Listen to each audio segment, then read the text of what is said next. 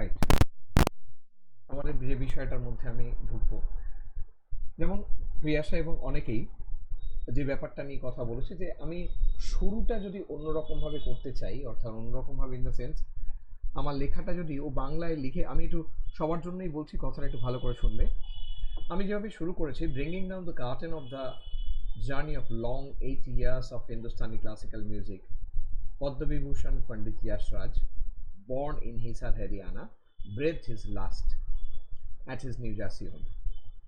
তো এইটাকে একটা অল্টারনেটিভ রাইটিং এর মাধ্যমে ও এক্সপ্রেস করতে চাইছিল, কিন্তু ও যেটা আমাকে লিখে পাঠিয়েছে বাংলায়, যে যদি আমি এভাবে শুরু করি, যে পদ্মবিভূষণ পুরস্কার প্রাপ্ত কিংবদন্তি হিন্দুস্তানি শাস্ত্রীয় সঙ্গীত শিল্পী পণ্ডিত যশরাজ নিউ জার্সিতে নিজের বাড়িতে প্রয়াত হন। তো এই কথাটা লিখেছে। তো এই কথাটা লিখলে কি লেখা যাবে, অর্থাৎ ওর বক্তব্য আমি যদি এভাবে শুরু করতে চাই তাহলে আমি কীভাবে করতে পারি। তো সেখানে আমি যেটা বললাম একটু ভালো করে খেয়াল করো। আমি লিখলাম, the Padma Vibhushan awardee legendary Hindustani classical singer বা ভোকালিস্ট, কথাটা এখানে দেওয়াটা আরেকটু better, Pandit Jasraj breathed his last at his New Jersey home. অর্থাৎ ঠিক বাংলাতেও যেভাবে বলতে চাইল, আমি আরেকবার পড়ছি, একটু শুনবে। ও যেটা লিখতে চাইছে সেটা হচ্ছে, পদ্মবিভূষণ পুরস্কারপ্রাপ্ত কিংবদন্তি হিন্দুস্তানি সঙ্গীত শিল্পী পণ্ডিত যশরাজ নিউ জার্সিতে নিজের বাড়িতে প্রয়াত হন। তো সেটা কি আমি লিখছি, মানে ও বলেছে যে এই এক্সপ্রেশনটা করলে আমি কিভাবে করব। তো সেখানে করতে গিয়ে করলাম এইভাবে, the Padma Vibhushan awardee legendary Hindustani classical singer Pandit Jasraj, হয়ে গেল subject, breathed his last, verb শেষ, at his New Jersey home. কেন আমি বলছি, তার কারণ যেহেতু ওর এটা কোয়ারি ছিল, আমি ওর কোয়ারিটা ওর মতো করে মিট করার চেষ্টা করলাম।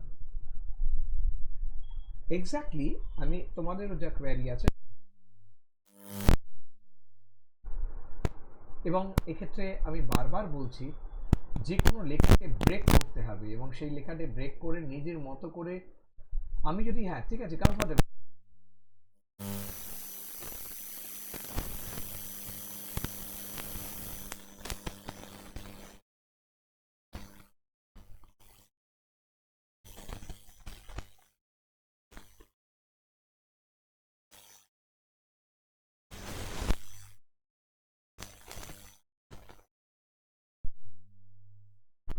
যে কোনো রকম ডেথ রিপোর্ট লিখতেই কিন্তু এটা সাহায্য করবে, ঠিক আছে।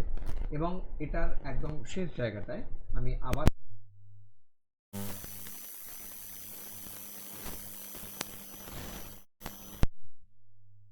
এনাবেল করে নিই, তাহলে আমার পয়েন্ট আউট করতে আরেকটু সুবিধেই হবে। ধরো আমি যখন এখানে লিখছি এভাবে, এই যে the demise of legend has run, এই যে আচ্ছা এখানে একটা প্রবলেম আছে, আমি বলি the demise of legend has run, এখানে আমি আগের দিন বলেছিলাম কিনা খেয়াল নেই, হঠাৎ করে আমি পয়েন্ট আউট করলাম, এখানে কিন্তু দাটা ঢোকেনি। দ্য ডিমাইজ অফ লিজেন্ড না করে the demise of the legend কথাটা করা অত্যন্ত জরুরি ছিল, যেটা এখানে কিন্তু ডিমান্ড, অর্থাৎ সোজা কথায় আমি যে লেখাটা লিখছি তাতে এই দাটা মিস গেলে খুব একটা বড় প্রবলেম। যে লিজেন্ড সম্পর্কে আমি হ্যাঁ হ্যাঁ হ্যাঁ হ্যাঁ হ্যাঁ ঠিক আছে, আমি তোমার লেখাটা একটু আগেই, তোমার লেখা না, মানে তুমি যেটা জানতে চাইছিলে সেটা বললাম, ওটা রেকর্ডেড আছে, অসুবিধে নেই, তুমি দেখে নেবে। আমি তোমারটাও একটু বাদে বলছি, জাস্ট একটু ওয়েট করো। তাহলে এখানে দ্য লিজেন্ড কথাটা খুব ইম্পর্টেন্ট ছিল, ওটা কিন্তু মিস হয়ে গেছে। Has ড্রন condolence from every corner. আচ্ছা এই কথাটা লিখতে গিয়ে তোমাদের যে কনফিউশন এসেছে, আমি অন্য কীভাবে লিখতে পারি। ধরো এখানে আমি যেটা লিখলাম, the demise of the legend has ড্রন condolence, প্রথম কথা আমি যখন লিখছি তখন হ্যাজ ড্রন কেন করলাম, প্রশ্ন করেছো। আচ্ছা হ্যাজ ড্রন করার কারণটা কি, তার কারণ প্রথমে আমাকে একটু মাথায় রাখতে হচ্ছে, আমি যখন কোনো ইনসিডেন্টাল রিপোর্ট লিখছি, সেই ইনসিডেন্টাল রিপোর্টের ফার্স্ট প্যারাগ্রাফ, যেখানে আমি ইনসিডেন্টে কি কি ঘটনা ঘটেছিল সেটাকে আমি ডিটেল ওয়েতে বর্ণনা করছি, পর পর পর পর পর পর পর বলে দিলাম। ঠিক আছে, তো খুব সেখানে খুব স্বাভাবিকভাবেই আমার যে যুক্তিটা সেটা চলে, অর্থাৎ আমি সেটা পাস্টে লিখলাম। স্বাভাবিক, গতকাল কোনো ঘটনা ঘটেছে আমি পাস্টেই লিখব। যদিও আমার ডেট যেটা দেওয়া থাকছে রিপোর্টে, সেই ডেটটা কি থাকছে, এই ডেট অফ হ্যাপেনিংয়ের ডেটটা ওখানে দেওয়া থাকে।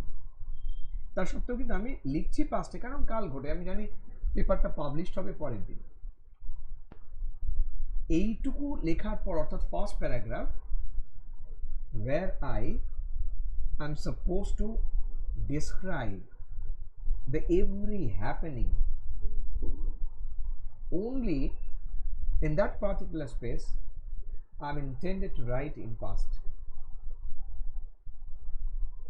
আবার বলছি, ঠিক যতটুকু ঘটনা আমি বোঝাতে চাইছি যে গতকাল ঘটেছিল, ততটুকুর মধ্যে আমি পাস্টের ব্যবহার করব, স্বাভাবিক। তারপর আমি অন্য টেন্সের ব্যবহার করতেও পারি। এবং এখানে এই যে বিষয়টা হ্যাজ ড্রন কেন দিয়েছে, নিশ্চয়ই তো গতকাল তিনি মারা গেছেন, তো তার রিপোর্ট আজকে হচ্ছে, তো আমি তো বলতেই পারি যে ড্রিউ কন্ডোলেন্স, আসলে তার মৃত্যুর ঘটনাটা, তার প্রয়াণের ঘটনা সবে ঘটেছে, ফলত এটাকে আমি হ্যাজ ড্রন হিসেবে লিখলাম এবং এটা অ্যাকসেপ্টেড। সেই মানুষটা সবে গত হয়েছেন, এই কারণে এখানে হ্যাজ ড্রন কথাটা লেখা রয়েছে। দ্বিতীয়ত, আমি ভার্ব হিসেবে কি এটাই ব্যবহার করতে পারি, অর্থাৎ হ্যাজ ড্রন ছাড়া অন্য কিছু লেখা যাবে না? নিশ্চয়ই লেখা যাবে। এই তার মৃত্যুতে বিভিন্ন জায়গা থেকে শোকের বার্তা এসছে, তাহলে আমি লিখতেই পারি। সেটা কিভাবে লিখবো? সো হিজ ডিমাইজ, আচ্ছা দেখো, আমি এভাবে লিখতে পারি, has been flooded with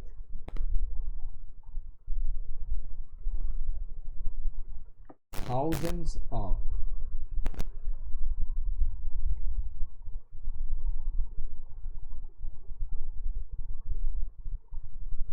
mournful condolences। এই যে কথাটা লিখলাম, আমি এভাবে তো লিখতে পারি, বেটারমেন্টের শেষ নেই, কিন্তু তুমি যেভাবে লিখবে সেটা তোমার ব্যাপার। আমি এটাকে এইভাবে লিখেছিলাম, the demise of legend has ড্রন। তাহলে আমি যখন লিখছি the demise of the legend has been flooded with, অর্থাৎ তার এই মৃত্যু, একের পর এক মৃত্যুতে কি হয়েছে, flooded with the thousands of mournful condolences, অর্থাৎ শোক বার্তা, হাজারে হাজারে শোক বার্তা এসেছিল, একেবারে প্লাবনের মতো, মানে প্লাবিত হয়ে গেছিল, তার মৃত্যু প্লাবিত হয়ে গেছে শোক বার্তায়। আমি এটাকে লিখতেই পারি এভাবে, কিন্তু এটা ফ্যাক্টর না। ফ্যাক্টর হচ্ছে আমি কিভাবে একটা জায়গা দাঁড় করাবো, সেটার মধ্যে যেন ভুল না থাকে। মানে আমি এটাকে খুব হাই সাউন্ডিং একটা কিছু করতে গিয়ে আমার মেন স্ট্রাকচারটা নষ্ট হয়ে গেল, সেটা যেন না হয়। এইটা হচ্ছে আসল বিষয়। ঠিক আছে, এই জায়গাটা আরেকবার বলবেন স্যার, মানে লতা মঙ্গেশকরকে যে কথাটা বলেছিলেন, এটা ঠিক করে মানে এই জায়গাটা আরেকবার যদি বলেন, এটা আমি ঠিক ফ্রেম করতে পারিনি, দেখবেন স্যার আমি লিখতে হ্যাঁ হ্যাঁ, পারিনি আমি আমি বুঝতে পেরেছি, ওই কারণে আমি আলোচনাটা করছি।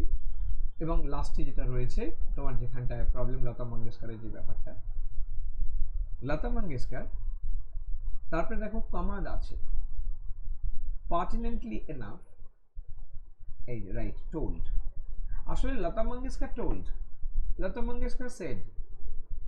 এই যখনই কথাটা বলছি, তার মাঝখানে ভার্বের আগে একটা ছোট্ট পার্ট ঢুকলো, আমি সেখানে লিখলাম পার্টিনেন্টলি এনাফ, মানে অত্যন্ত প্রাসঙ্গিকভাবেই তিনি এই কথা বলেছেন, আমি এটা বোঝাতে চাইলাম।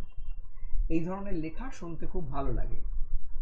এটা একটা, মানে ধরো কথা বলছে, আমি যদি এতে লেখাটা লিখতাম তাহলে কি হতো, মানে ধরো আমি তো নর্মালি ওই লেখাটা লিখতে পারতাম, ঠিক আছে, তো সেই লেখাটা যদি আমি নর্মালি লিখতাম কি হতো, মানে আমি এই মাঝখানে না ঢুকিয়ে লিখতে চাইলে কি হতো, আমি সেটা বলছি। মানে লতা মঙ্গেশকর টোল্ড, তাহলে সেটাকে কি বলতাম, লতা মঙ্গেশকর পার্টিনেন্টলি টোল্ড, তো সেটাকে না লিখে আমি লিখলাম এইভাবে, খুব ফ্ল্যাট ওয়েতে লিখলে এটাই লিখতাম, লতা মঙ্গেশকর পার্টিনেন্টলি টোল্ড। সেটাকে একটু ব্রেক করলাম, বিষয়টাকে অন্যভাবে আনার জন্য ইচ্ছে করি সেটা ব্রেকটা আমি করলাম, ব্রেক করে আমি এভাবে লিখলাম, ঠিক আছে? সেখানে কি লিখছি, লতা মঙ্গেশকর পার্টিনেন্টলি এনাফ টোল্ড, ঠিক আছে? কি লিখছে, when the music world switching from, আচ্ছা এই যে সুইচ কথাটা লিখলাম অসুবিধে আছে, তুমি শিফটিং ফ্রম লিখতেই পারো। এখানে আমি কোট করেছি বলে কথাটাকে এভাবে লিখলাম, when the music world switching from classical to modern sphere, অর্থাৎ ধীরে ধীরে আমরা ধ্রুপদী থেকে মডার্ন কি বলবো মিউজিকের দিকে আমাদের যে জার্নিটা, এই জার্নিটা হচ্ছে। Will India compensate the loss of Pandit Jasraj, অর্থাৎ ভারতবর্ষ কি পণ্ডিত যশরাজের এই মৃত্যু এটাকে কখনোই ক্ষতিপূরণ করতে পারবে, বা এই মৃত্যুর মাঝখানে যে ক্ষতি হয়ে গেল এটাকে কি আর পূরণ করা সম্ভব? ঠিক আছে, তো এই হচ্ছে লতা মঙ্গেশকরের বক্তব্য ছিল, ঠিক আছে? এবার হ্যাঁ, নট নেসেসারি যে এটাকে আমাকে কোটেই রাখতে হবে, আমি এটাকে খুব ছোট করে কোট উঠিয়ে দিয়ে লিখতে পারি, আমি সেখানে লিখতেই পারি লতা মঙ্গেশকর, মানে আমি ধরো আগে প্রথমে মূল বিষয়টা বলে নিলাম যে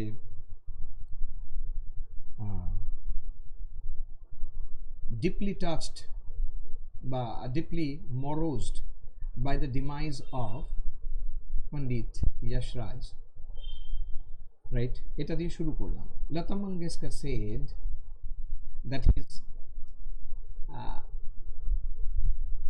demise created, কেটে কেটে যাচ্ছে, সবারই কি কেটে কেটে যাচ্ছে? আচ্ছা আমি একটু বাকিদের জিজ্ঞেস করি, তোমরা পরিষ্কার শুনতে পাচ্ছ কি নাকি? ও তাহলে তোমার হ্যাঁ তাই ভাবছি, কারণ এখানে পুরোটাই সিগন্যাল ফুল দেখাচ্ছে, ঠিক আছে, হওয়ার কথা না। এনিওয়ে, তো আমি যেটা নিয়ে বলছিলাম সেখানে আবার চলে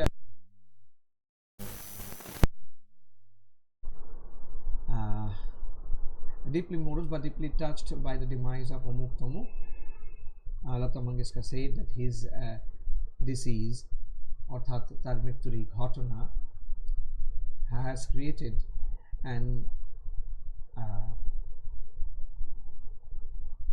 tremendous loss, বা আমরা এভাবে বলতে পারি, has created a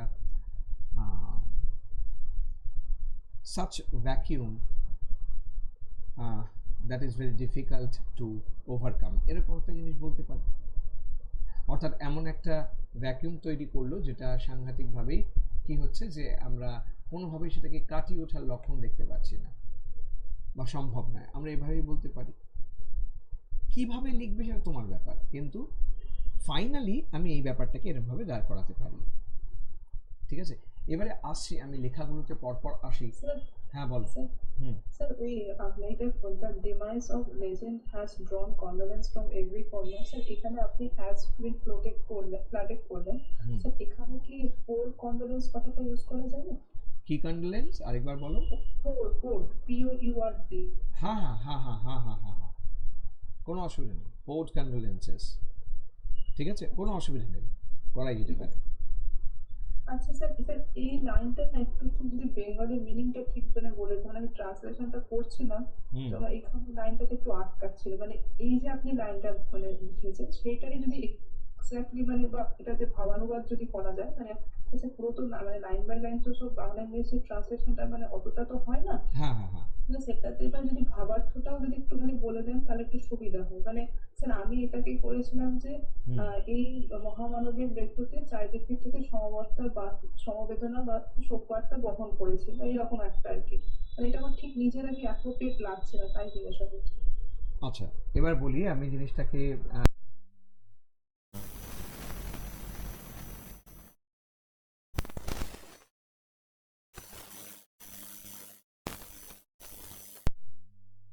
যেটা বলতে চাইছি সেটা এক্সপ্রেসড হবে, প্রকাশটা হবে, ধরো আমি বললাম এই কিংবদন্তির মৃত্যু বা এই কিংবদন্তির প্রয়াণ সমাজের সর্বস্তর থেকে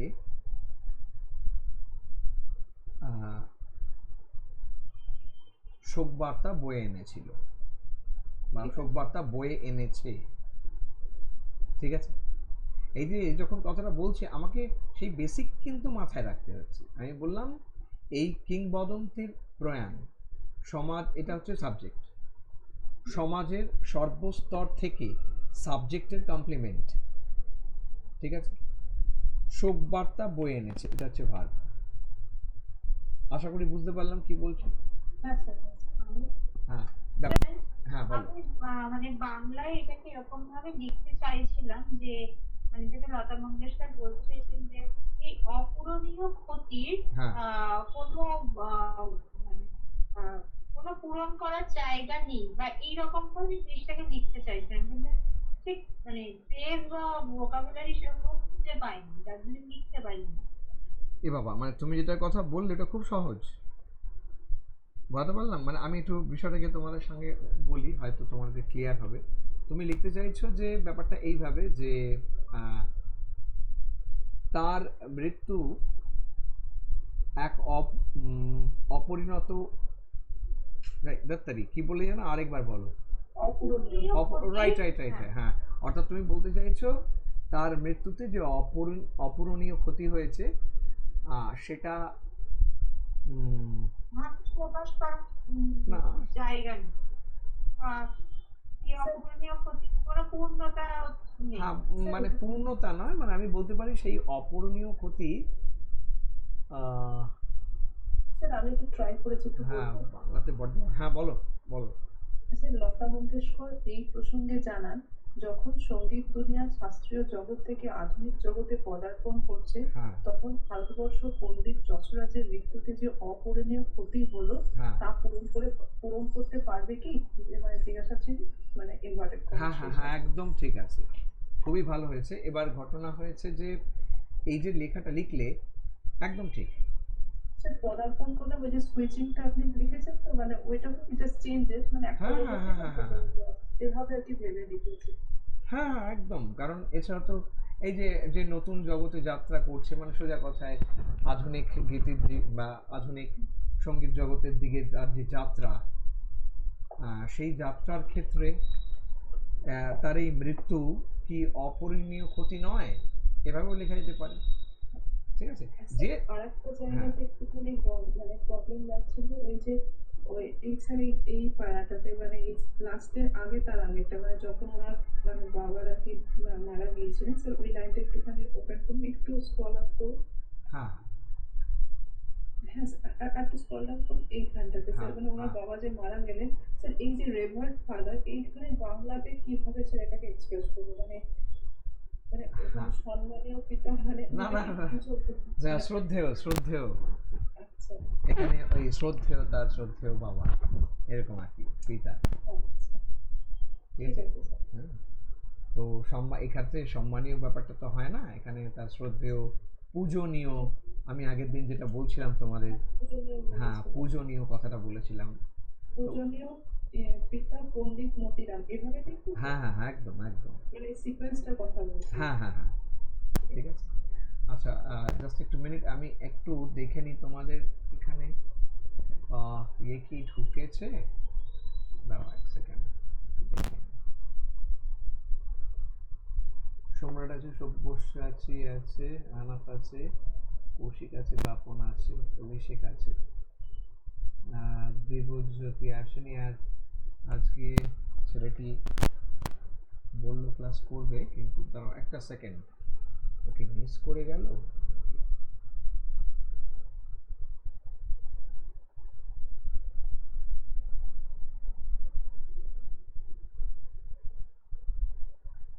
জাভেদ কোথায় গেল?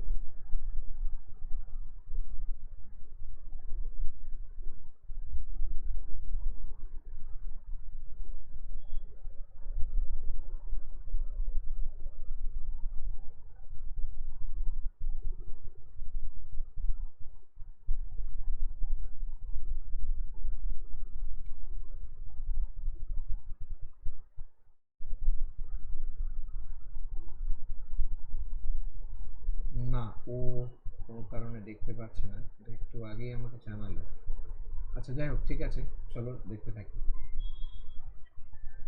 স্যার আরেকটা কোয়ারি ছিল, হ্যাঁ। মানে স্যার এটারই যে ফার্স্ট প্যারাটা যদি আপনি যখন নিয়েছিলেন, এই যে হ্যাঁ। এখানটা লেখা আছে না, ব্রেথেড হিজ লাস্ট হ্যাঁ। At his New Jersey home, sir হ্যাঁ। এটা কি মানে আমি যদি এটাকে বলতাম মানে এটা নিউ জার্সি বাড়িতে না লিখে তার নিউ জার্সি নিকেতনে লেখা যায় কি, মানে শুনতে আমার কেমন লাগছে জানো, মানে আমি ওটা মানে বাড়ির কিছু মানে সিনোনিমস করতে চাইছিলাম, যদি এটা দেওয়া যেত তাহলে কি, মানে আমার তো কেমন কানে খটকা লাগছে আসলে। আচ্ছা, মানে বলছি যে মানে নিউ জার্সি হোম ব্যাপারটাকে নিয়ে। হ্যাঁ স্যার, মানে আমি বলেছিলাম যে এটা লিখেছি যে তিনি 90 বছর বয়সে হৃদরোগে আক্রান্ত হয়ে আমেরিকা যুক্তরাষ্ট্রে তার নিউ জার্সির নিকেতনে অন্তিম নিঃশ্বাস ত্যাগ করেন। আমি চাই হ্যাঁ। নিকেতন কথাটা কি দেওয়া যায়, এবং ভালো লাগছে কি শুনতে?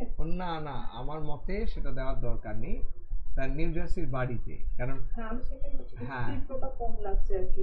ঘটনা হয় কি, রিপোর্ট তো খুব স্বাভাবিক একটা ল্যাঙ্গুয়েজে এক্সপ্রেস করা হয়, তো সেটা মধ্যে অলংকার তো প্রচুর প্রয়োগ হয়েছে এই রিপোর্টটায়, সেটা নিয়ে কোনো ডাউট নেই।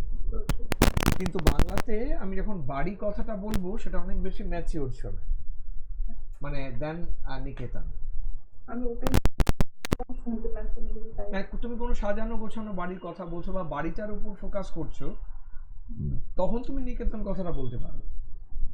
এখানে তো আমি ব্যক্তিত্বের উপর ফোকাস করছি, ফলত ওই জায়গাটা মিস আউট হয়ে যায় আর কি। যাই হোক, আমি যেটা কথা বললাম এটা আছে, এটার পর আমি মূল যে বিষয়টায় যাব, এটা জাস্ট আগের দিনের লেখাটাকে দেখানোর জন্য, মানে বোঝানোর জন্য বললাম। আজকে আবার সে জায়গা থেকে সরে আবার আরেকটা জায়গায় যাচ্ছি, একটু জাস্ট ওয়েট করো। স্যার, হ্যাঁ বলো। স্যার আমি যেটা পাঠিয়েছিলাম লেখাটা আপনি ওটাই আমি ওটাতেই ঠিকঠাক ঢুকছি। করেছে কিনা আমার খুব ইয়ে লাগছে এটা। হ্যাঁ না না, ওটার জন্যই আমি যাচ্ছি। স্যার একটা একটা কথা বলবো স্যার। হ্যাঁ হ্যাঁ নিশ্চয়ই। স্যার আমি ওই জার্নালিজম যেটা আছে ওটা একটু স্টার্ট করেছি কিন্তু কমপ্লিট করতে পারিনি। আচ্ছা, তো ওটা আমি আমি রিপোর্টিং, আমি একটু কথা বলারও আছে তোমাদের প্রত্যেককেই বলছি। আমি এবারে গ্রুপ অ্যাক্টিভিটিটা একটু বাড়াবো, অর্থাৎ গ্রুপে আমি না তোমাদের থেকে এবার চাইবো ইন দ্য সেন্স, আমি একটু খবরটা নেব যে কার কতদূর লেখাটা হলো। কেন আমি বললাম হঠাৎ করে, কারণ লেখাটা পড়তে হবে, মানে সোজা করে লেখা আমার কাছে আসতে হবে। লেখাটা না এলে না মানে খুব মুশকিল হয়ে যাচ্ছে। কেন আমি কথাটা বলছি, মানে লেখাটা আসার কথা মানে কি বলতে চাইছি, ধরো আমি যে লেখাটা দিলাম সেই লেখাটা যদি ফাইনালি আমি লিখতে না পারি, তাহলে আমার কাছে যে প্রবলেমটা এসে দাঁড়াবে যে আমি শুরুতে যে বিষয়টায় ঢুকেছিলাম এই বিষয়টাতে আটকে থাকবে, ওটা আর কোনোভাবে চেঞ্জ হওয়ার জায়গা থাকবে না, ইমপ্রুভমেন্টের জায়গা থাকবে না। আমি ওইটা নিয়ে একটু ভাবি, তো আমি ওটা তোমাদের প্রত্যেককে বলবো যে তোমাদের যে স্যার আপনার কোথাও জায়গায় মনে হচ্ছে কানেকশনের লুজ কানেকশন হচ্ছে, একটু দেখুন তো, মাঝে মাঝে খুব আর কি ডিস্টর্টেড সাউন্ড আসছে।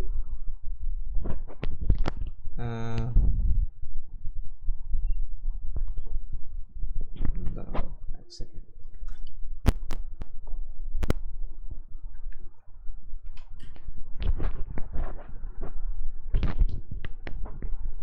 হ্যালো, হ্যাঁ স্যার, এবার এখন ক্লিয়ার স্যার, মাঝে সাঝে হচ্ছে ওটা একটু সবসময়।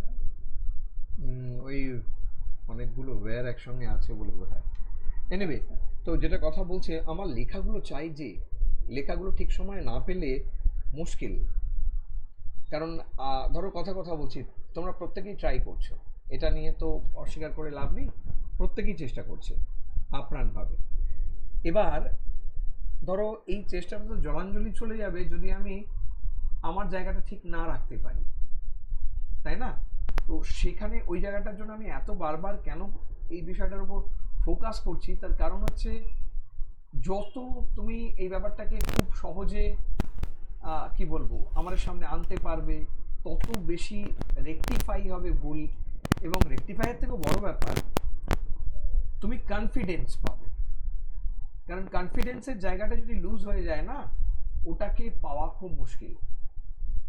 আমি কনফিডেন্সের জায়গাটায় তোমাদের আসতে প্রত্যেককে অনুরোধ করব। লিখলে, লেখা দেখালে, সমালোচিত হওয়ার ভয়ে আমি লেখা দেখাবো না, এটা করলে কিন্তু ভারী বিপদ, মানে আমি এটা পরিষ্কার বললাম, বিশাল সমস্যা এসে যাবে, সেই সমস্যাটাকে কাটিয়ে ওঠা মুশকিল হবে।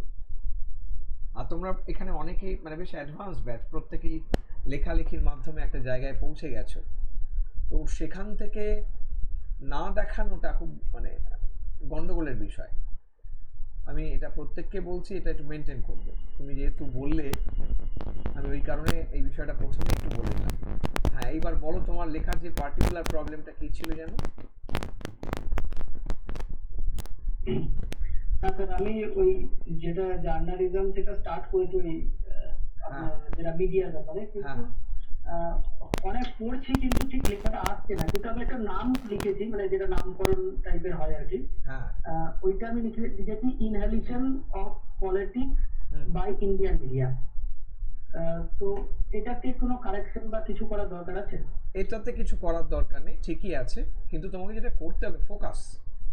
ধরো আমি জানি আমার এই লেখাটা লিখলে, কথা বলছি, আমার অন্তত 10 জায়গায় ভুল হবে, আমি জানি লিখলে হবে, আমি লিখবো এবং খুব তাড়াতাড়ি লিখবো। ঘটনা হচ্ছে আমাকে বলেছে এটা লেখার বিষয় আছে, আমি আজকে না হোক, আমি যেদিন সময় মানে ধরে নিচ্ছি আমি আজকে ক্লাস হয়ে গেল, আজকে আমি টাইম পেলাম না, কালকে যত তাড়াতাড়ি সম্ভব আমি লিখে ফেলবো লেখাটা, ভুল হোক লিখে দিয়ে দেবো। এবার কি, এই যে আমি ভুল লেখাটা দিলাম, এটা আমার মাথায় প্লে করতে থাকবে, বোঝো সাইকোলজিটা বোঝো, যে লিখছে তার এটা মাথায় প্লে করতে থাকবে। সে কি করবে, ঠিক ক্লাসের আগে আরেকবার সেটাকে নিয়ে বসবে, বসে দেখবে যে আচ্ছা এই দেখি এই জায়গাটা যদি এটা করা যায় করে, এইবার যখন ক্লাসে আলোচনা হচ্ছে সেটা এবার সে একেবারে সবার সামনে খুব সহজেই পুরো বিষয়টাকে নিয়ে আলোচনা করতে পারবে। এই বিষয়টা হবে। কিন্তু যদি আমি ভুল হবে আর ভেবে আমি কিছু না করি, স্টেপ না নিই, তাহলে কিন্তু এখানে যে কজন আছে তুমি তাদের অভিজ্ঞতাকে জিজ্ঞেস করে দেখো, প্রত্যেকের এক বিষয়, ঠিক আছে? মানে স্যার প্রবলেমটা একটা যে অনেক সেন্টেন্স আসছে কিন্তু মনে হচ্ছে পারফেক্ট নয়, যে আবার কাটছি, তো অনেক বুঝতে পেরে, হোক না দাও না, সবটা ভুল হোক না, আমি বারবার বলছি ভুলের ভয় বসে থাকলে হবে না, পুরো ভুল হোক তুমি পাঠিয়ে দাও, আমার বক্তব্য এইটা, ঠিক আছে? আচ্ছা চলো, এবার আমি তোমাদের সামনে দেখো রয়েছে লেখা, আমি না সরি আমি শো করে নিই, এক মিনিট।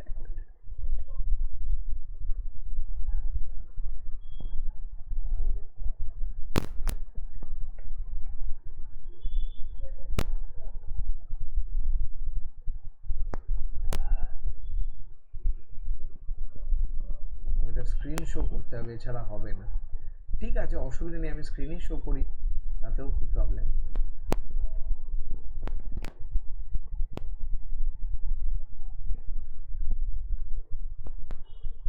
আপনি বলেছিলেন আজকে আমার আর অঞ্জনাদির ওই আগের দিনের লেখাটা সব লেখা হবে, পরপর দেখতে থাকো, ঠিক আছে? এই যে অঞ্জনা এই লেখাটা রয়েছে, আমি ও লেখার টপিকটা আমি দেখিয়ে দিই, আর্ট, টাইটেলটা এটা রাখলো, সঙ্গে কি লিখলো একদম পরিষ্কার, এন্ডেঞ্জার্ড বাই ই ওয়েস্ট, ঠিক আছে? অর্থাৎ সোজা কথায় ইলেকট্রনিক ওয়েস্ট, সেটা নিয়ে আর্ট একেবারে নুব্জ হয়ে রয়েছে, বিপন্ন হয়ে রয়েছে। এন্ডেঞ্জার্ড কথাটার মানে আমরা প্রত্যেকে জানি, প্রত্যেকে হাতে খাতা পেন রেডি রাখবে।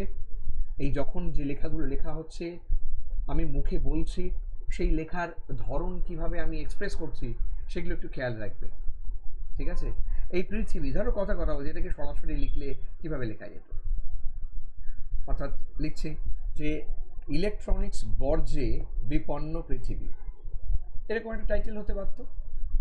তো সেই বিষয়টাকে মাথায় রেখে লেখাটা রয়েছে, this 21st century is bestowed with the blessings of science। এই যে ফার্স্টেই কথাটা বললাম, আমি কেন কথাটা লিখলাম, মানে সরি আমি বলছি মানে অঞ্জনা কেন এই কথাটা লিখলাম, আমি ব্যাপারটাকে একটু বোঝাবার চেষ্টা করি। আমি একটা লেখা শুরু করছি, সেই লেখার যে ভূমিকা খুব একটা দরকার আছে তা নয়, আমি সেটার কথা বলছিই না, কিন্তু সমস্যাটা হচ্ছে যে আমার লেখার মধ্যে আমি একটা শুরু তো দরকার, সেই শুরুটা যদি খুব সিম্পল ওয়েতে করতে পারি, অর্থাৎ একেবারে সহজে। তার একটা পট আমি তৈরি করছি, একটা ব্যাকড্রপ তৈরি করছি। সেই লেখার ব্যাকড্রপটা কি? পরিষ্কার বললাম যে আজকের 21 শতাব্দী, তাতে কি রয়েছে? ইজ বেস্টোড উইথ, কথাটা বলা হয়েছে, দ্য ব্লেসিংস অফ সায়েন্স, অর্থাৎ বিজ্ঞানের আশীর্বাদ ধন্য। এটাকেই কেউ বাংলা করতে চাইছে। তাহলে এই যে 21 শতাব্দী কি বিজ্ঞানের আশীর্বাদ ধন্য, ক্লিয়ার? তারপরে কি বলছে? which mirrors the zenith of human civilization, অর্থাৎ সোজা কথায় যেটা আমাদের দেখাচ্ছে, which shows, which reflects কি the zenith of human civilization, অর্থাৎ মানব সভ্যতার একেবারে চরম পর্যায়কে আমাদের সামনে বিকশিত করছে বা ডিসপ্লে করছে বা এক্সিবিট করছে। But the vanity of these apex will be blurred, পরিষ্কার লিখছে। আচ্ছা, এই যে বলছে কোন একটা জিনিসের ভ্যানিটি মানে কি? ভ্যানিটি কথার মানে কি? আমি যেটাকে বলি আস্ফালন। এই যে ভ্যানিটি কথাটার মানে প্রাইড, একদম ঠিক, গর্ব, একদম ঠিক কথা। ভ্যানিটি মানে যে গর্বটা মানুষ দেখানোর জন্য যে গর্ব করে তাকে আমরা ভ্যানিটি বলি। এবার ঘটনা হচ্ছে, এটাকে যদি আমি আস্ফালন বলি বাংলায়, বেশ শুনতে দিব্য শোনায়। তাই বলছে এই যে আস্ফালন, কিসের আস্ফালন? Of this apex will be blurred, সেটা ধীরে ধীরে কেমন হয়ে যাচ্ছে? ঝাপসা হয়ে যাচ্ছে। আচ্ছা, অ্যাপেক্স কথাটার মানে কি? জেনিথ মানে না, এই যে ঘটনা হচ্ছে অ্যাপেক্স আর জেনিথ মানে আমি এই কারণে বলছি, ব্যবহারটা ঠিক হয়েছে। অ্যাপেক্স মানেও তো সর্বোচ্চ সীমা, কিন্তু অ্যাপেক্স হচ্ছে সেই সীমা রেখাটা যেটা আমরা দেখতে পাই, আমরা সেটাকে অ্যাপেক্স বলি। আর জেনিথ হচ্ছে কল্পিত বিষয়। ঠিক আছে? দেখবে বহু জায়গায় বিভিন্ন ইনস্টিটিউট অমুক তমুকের নাম অ্যাপেক্স রাখা হয়। ওই অ্যাপেক্স হচ্ছে একেবারে চরম সীমা রেখাটা, মানে যে লাইনটা আমরা দেখি। তাই বলছে যে সেই তার যে ভ্যানিটি, তার মধ্যে যে একটা মিথ্যে গর্ববোধ আছে, সেটা ধীরে ধীরে কি হয়ে যায়? ব্লাড হয়ে যায়, অর্থাৎ সোজা কথায় অস্পষ্ট হয়ে যায়, আবছা হয়ে যায়। And we are going to, এই যে এখানে বলছে কি, এখানে উই আর গোয়িং টু, আমার এখান থেকে রাইট, হ্যাঁ, dig our own grave if it is hazardous, এই যে if its hazardous effects are ignored, অর্থাৎ আমরা কিন্তু নিজেই নিজের কবর খুঁড়ব, কবর খুঁড়ি ইনফ্যাক্ট। ঠিক আছে? এই যে যখন বলছে নিজেই আমরা নিজেদের কবর খুঁড়ছি, যদি এর ক্ষতিকারক বিষয়গুলোকে আমরা অবজ্ঞা করি। Similar to the darkest part of the এখানে কি আছে? cradle, candlestick, sorry candlestick, darkest part of the candlestick। এই যে এখানে আমি লিখলাম, হ্যাঁ হ্যাঁ বলো, এখানে একটা কারেকশন আছে, বলো। স্যার বলছি এই যে এই হ্যাজার্ডস যে এখানে বা অ্যাপেক্স, এটা মানে বলা হয়েছে, ওটাই তো মানেটা আরেকবার বলেছি, ওটাই বুঝবো। হ্যাঁ, অবশ্যই বলবে। আমি বলছি, খেয়ালও করবে, বা তোমার কোনো নির্দিষ্ট জায়গায় আজকাল সেটা আমাকে বলবে। হ্যাজার্ড মানে হচ্ছে বিপদ, বিপন্নতা। তাহলে এখানে বলছে আমরা নিজেই নিজের কবর খুঁড়ে চলেছি যদি এই যে বিজ্ঞানের যে বিপদ, তার যে ক্ষতির দিকটা, সেটা যদি আমরা অবজ্ঞা করি, তাহলে কিন্তু নিজেই নিজের কবর খুঁড়ছি বা কবর খুঁড়ে ফেলবো। আচ্ছা, এইখানে একটা মজার ব্যাপার আছে, দুটো কারেকশন আমি বলবো, একটু খেয়াল করো। ব্লাড অবধি কোনো সমস্যা নেই, রাইট? এবার বলে আমি অ্যাড করছি, করতেই পারি। And we are going to, এখানে আমি এভাবেও লিখতে পারি, we are going to ডিগ our own grave if it is if its hazardous effects are ignored। এটাকেই যদি আমি লিখতাম if its hazardous effects continue to be ignored। এবার আমি রাইট, হ্যাঁ, কেন আসছে, কেন বেটার হচ্ছে? তার কারণ আমি এখানে যে প্রেজেন্ট কন্টিনিউয়াস টেন্স লিখেছি, উই আর গোয়িং টু ডিগ, এই প্রেজেন্ট কন্টিনিউয়াসও কিন্তু ফিউচারকে ইন্ডিকেট করছে, মানে আমরা নিজের খবর খুঁড়তে চলেছি। এবং একই সঙ্গে আমি যদি এটাকে মিলিয়ে লিখি যে if it continue to ignore the hazardous effect, তাহলে সেই দুটো কন্টিনিউ এই ফিউচার এক জায়গায় এলে লেখাটার বাঁধনটা মজবুত হয়, এইটা বুঝতে হবে। নেক্সট বলে আমি লিখলাম similar to the darker side of the candlestick, না চলবে না, আচ্ছা লেখাটা শেষ হয়ে গেছে। আচ্ছা, ওটা বাদ দিয়ে হ্যাঁ, মানে আমি যেটা বলতে চাইলাম সেই জায়গাটা শেষ হয়ে গেছে।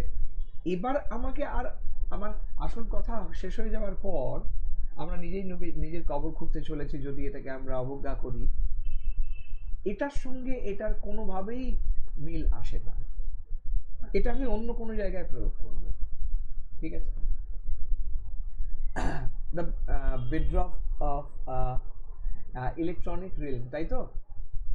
The bedroom of electronic reliance. হ্যাঁ, right, is modern gadgets like mobile, laptops, computers, and tablets, whose usage is skyrocketing at this time, which also exacerbates কি এখানে আমি আবার বলছি, এই যে প্রথম কথা বললো যে এইগুলোর ব্যবহার কি হচ্ছে, তো এই ইলেকট্রনিক রিল মানে হচ্ছে জগৎ, ঠিক আছে?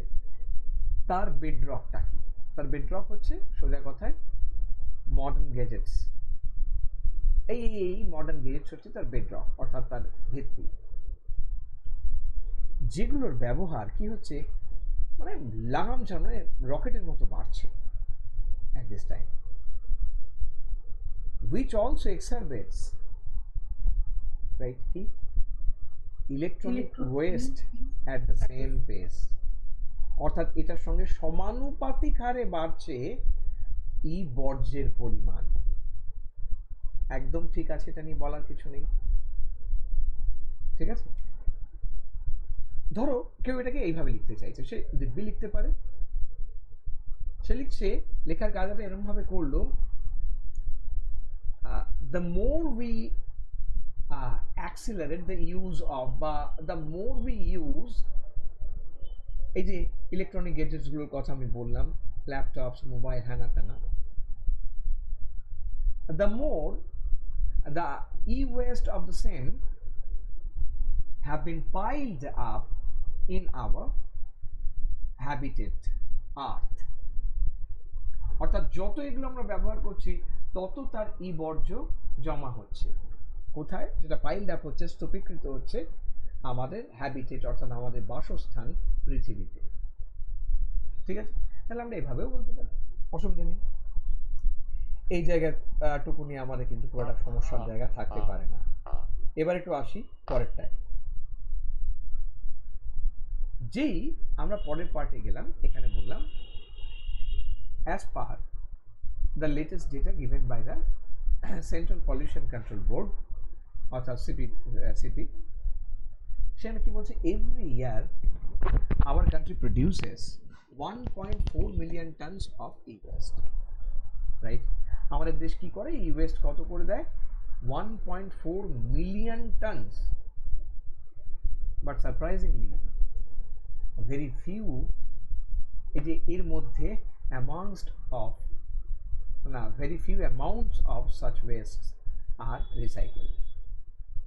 আচ্ছা, very few amount of, ওখানে এসটা অ্যাড করবে না, আমি এখানে যেহেতু লিখতে পাচ্ছি না ডকুমেন্টসের ওপর, ফলত হ্যাঁ তোমরা একটু খেয়াল রাখবে, হ্যাঁ, amount of such wastes are recycled। আচ্ছা, আমি ব্যাপারটা বোঝাতে পারলাম যে খুব অল্প এই রিসাইকেল হয়।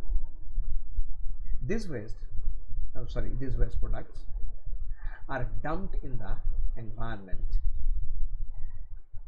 ঠিক আছে? and এগুলো কি করে, এগুলো emit করে toxic element sources, যেমন such as lead, অমুক তমুক, এইসব ক্যাডমিয়াম, মার্কারি, পরপর এখানে বললাম, which pollute the environment, সাংঘাতিকভাবে পলিউট করে by manifold, অর্থাৎ বিভিন্ন রকম ভাবে, সেটাকে মানে বিভিন্ন রকম ভাবে এর মিডিয়াটা কি সেটাকে বোঝানো হচ্ছে। তাহলে হ্যাঁ স্যার এখানে এমিটের জায়গায় কি আমরা রেলিংকুয়েস্ট লিখতে পারি? না না না না না না না একদম না, একদম না। এখানে যেটা আছে এমিটাই। এমিটটা হ্যাঁ স্মোক এমিট মানে এগুলো দেখি তো, তাই বছর এমিটটাই বসালাম ওই জন্য। হ্যাঁ না না ঠিক আছে, কোনো অসুবিধা নেই। অর্থাৎ এগুলো ঠিক আছে। পরিবেশে মিশিয়ে দেয়, পরিবেশে ছাড়ে যখন কথাটা বলছে, তারপরে gradually it is board to the food chain, অর্থাৎ সোজা কথায় এটা কিন্তু বন্ডেড। হ্যাঁ bonded to the food chain, food চেনের মধ্যে এটা আবদ্ধ হয়ে যাচ্ছে। আর যেটা পরবর্তীকালে আমরা দেখলাম যে আমাদের মধ্যে সেটা ঢোকার প্রবণতা বাড়ছে, অর্থাৎ এখানে আমি অ্যাড করতে পারি so it remains in the ecology, মানে permanently remains in the ecology, অর্থাৎ বাস্তুতন্ত্রের একটা পার্ট হয়ে যায়। আমি ব্যাপারটা বোঝাতে পারলাম? বা আমরা কেউ বললাম যে ঠিক আছে স্যার এইভাবে কি লেখা যাবে, it remains permanently as a part of our ecology, হ্যাঁ লেখা যাবে। এটা একদম ছোট কথায় মিটে যাচ্ছে। হ্যাঁ খুব ছোট কথায় আমি পুরো বিষয়টাকে একসাথে বললাম, তাহলে কি এই যে ভিশিয়াস সাইকেল, এই যে হ্যাঁ বললাম and it permanently remains as a part of our ecology, অর্থাৎ এটা ইকোলজির একটা পার্ট হিসেবে আমাদের মধ্যে থেকে যাচ্ছে। ঠিক আছে, তাহলে কি আমার লেখার জায়গাটা একটু কমে যায়। therefore it is an way, এই যে পরিষ্কার বলছে। আচ্ছা এখানে একটা খেয়াল করি, এখানে একটা জিনিস তোমাদের সঙ্গে আলোচনা করাটা দরকার। আমরা যখন নেক্সট প্যারাগ্রাফে যাচ্ছি, প্যারাগ্রাফে এসে আমি বিষয়বস্তু নিশ্চয়ই হালকা পরিবর্তন হচ্ছে, তো এটা করতে গিয়ে এই জিনিসটার থেকে বেরোবার একটা উপায় সেটা আমাকে একটু দেখাতে হবে। কিভাবে দেখাবো, তার পদ্ধতি আছে। যেমন এখানে আমরা যখন লিখছি আমরা বললাম যে এটা অত্যন্ত প্রয়োজন যে আমাদের এনভায়রনমেন্টকে এই হ্যাজার্ডের হাত থেকে বাঁচানো, এইভাবে এটা লেখা হলো, সব ঠিক আছে। So recycling of the E West will be, তারপরে আমি বললাম যে ইকো ফ্রেন্ডলি একটা কি বলবো, এটা কি লিখেছো, ইকো ফ্রেন্ডলি হ্যাবিট। হ্যাঁ হ্যাবিট, রাইট। এখানে হ্যাবিটটাকে আমি ডাইরেক্টলি বলবো না, আমার জায়গা দেখাতে হবে, জায়গাটা খুব মানে লজিক্যালি দেখাতে হবে। কিরকম, অর্থাৎ আমার ই ওয়েস্ট তো থাকবেই, তো সেটাকে আমি কি করব। আমি তোমাদের বলছিলাম না যে তোমরা একটু দেখে নিও যে ই ওয়েস্টগুলোকে দিয়ে ওই তার যে মেটালস, যা হেভি মেটালস আছে ওগুলোকে দিয়ে বিভিন্ন সময় ওই পাঁচিল মানে দেয়াল তৈরি করা, তারপরে শেড তৈরি করা কারখানার, তারপর ওই রাস্তা তৈরি করা বিভিন্ন জায়গাতে, সেগুলোর কাজে লাগানোর কথা ভাবা হচ্ছে, বলছিলাম না? তো সেইটা খুঁজে ওয়েব কভারটা একটু দেখতে হবে স্যার, আমাদের শুধু ভালো করে সার্চ করা হয়নি। হ্যাঁ ওইটা যাই হোক অ্যাড অন করে দেবো। ওটা একটু দেখে নিই। ওটা আমি আগের দিনই বলছিলাম যে ওটা একটু, আমি যেহেতু অনেক আগে পড়েছি আমার খেয়াল নেই এক্স্যাক্টলি কি ছিল।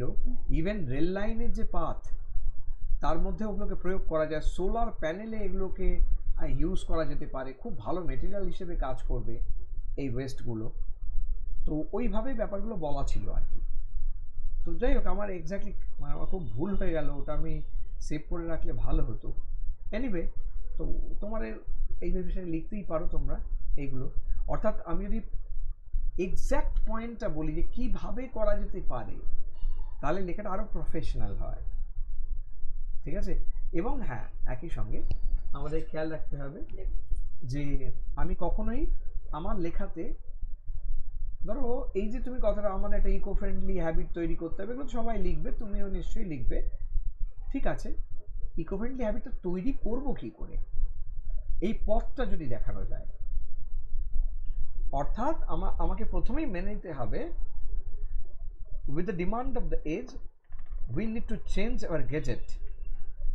ঠিক আছে, অর্থাৎ যুগের চাহিদা অনুযায়ী সেটাকে চেঞ্জ করতেই হবে।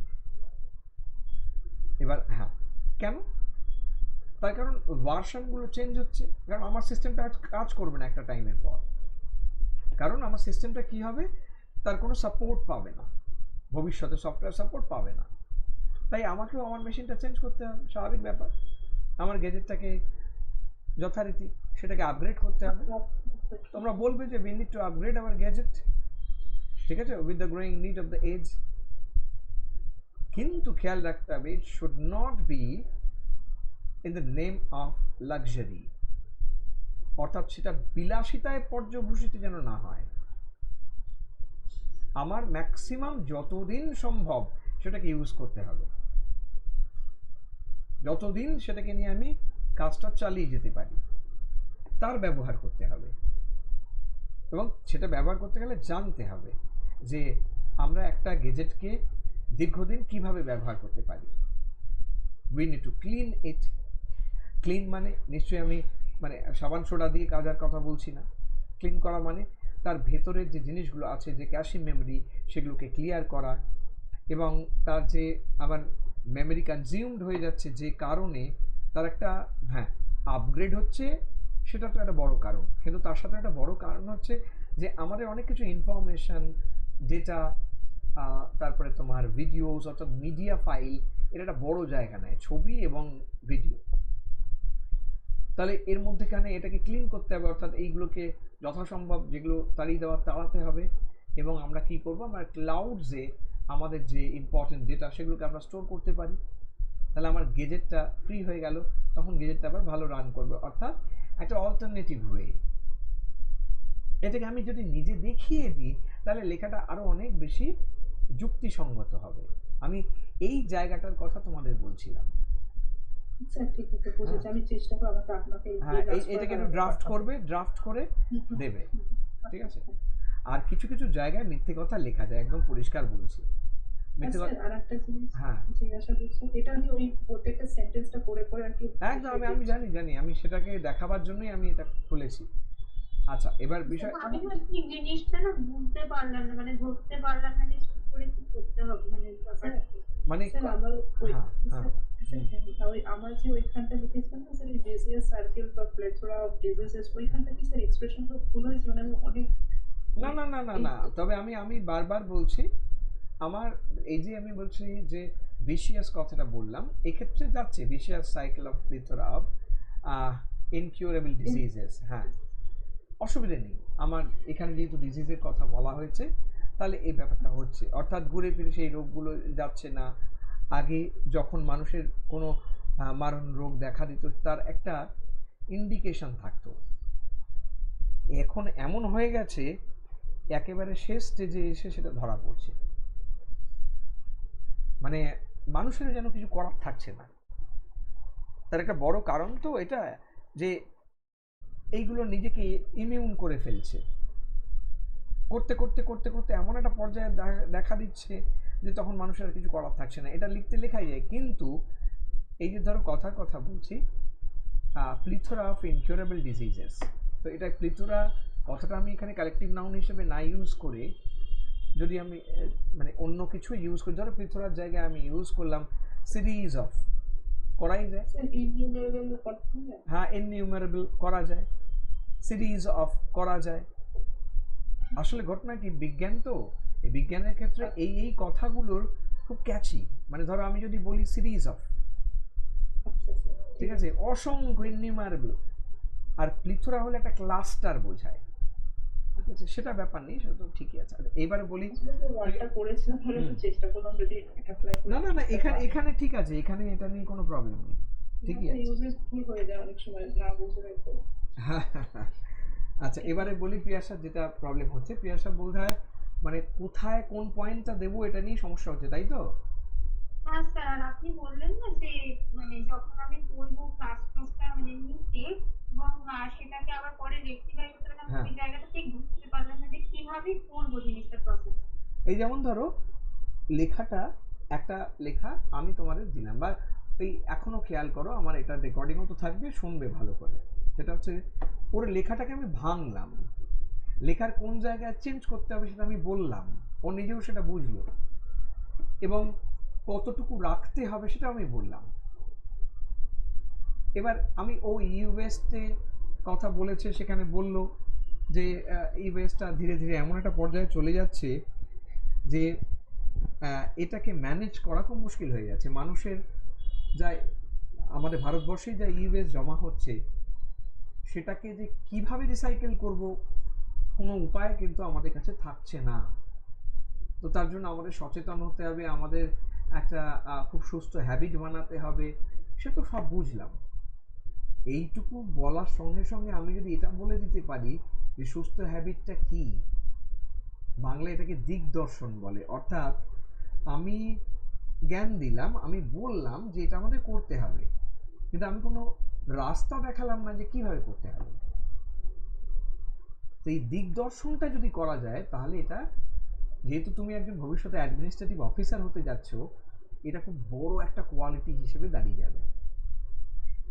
যে আমি বলছি যে আচ্ছা ঠিক আছে, এটাকে এইভাবে করা যেতে পারে, এরকম একটা প্রপোজালের কথা বলা হয়েছিল মুখ রিপোর্টে, যে এই ওয়েস্টগুলো, যে মেটাল, হেভি মেটালস রয়েছে, সেই মেটালসগুলোকে দিয়ে বিভিন্ন রকম ধাতব পাত তৈরি করা, কারখানা শেড তৈরি করা, সোলার প্যানেলে এগুলোকে কাজে লাগানো যায়, কি করে কাজে লাগানো যায় সেটাকে দেখা, এবং কোনো হার্ড মেটেরিয়াল, যেমন ধরো রাস্তা তৈরির ক্ষেত্রে, রাস্তা বৃষ্টিতে ধুয়ে যাচ্ছে, সমস্যা হচ্ছে, যেসব জায়গায় পার্মানেন্টলি তৈরি করা যায় সেখানে রাস্তা তৈরির ক্ষেত্রে এই মেটেরিয়ালগুলো যদি এর মধ্যে ঢোকানো যায় তাহলে একটা দারুণ পার্মানেন্ট সলিউশন আসে, এবং সেটা ইউএসটা বহুলাংশে প্রায় থাকবেই না বলা যেতে পারে, কাজ লেগে যেতে পারে। তো এটাকে নিয়ে ভাবার কথা, এইভাবে যদি বলা যায় তাহলে জায়গাটা ঠিকঠাক মানে বিষয়ে এসে পৌঁছে স্বয়ং সম্পূর্ণ একটা লেখা তৈরি হয়। আমি এইটার কথা বলছি, এই জায়গাটা ধরতে হবে, ঠিক আছে? এবং প্রত্যেক জায়গায় ও লেখাটা এইভাবে শুরু করেছে যে আজকের যুগ কি বিজ্ঞানের আশীর্বাদ ধন্য, তুমিও যে এইভাবেই শুরু করবে তার কোনো মানে নেই। তুমি পুরো অন্যভাবে শুরু করো। ধরো আমি কথা বলছি, আমি এভাবে শুরু করছি যে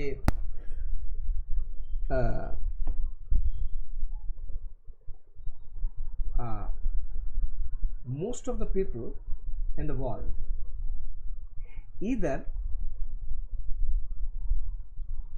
are ignored of the hazard of e-waste, or they keep their eye shut to that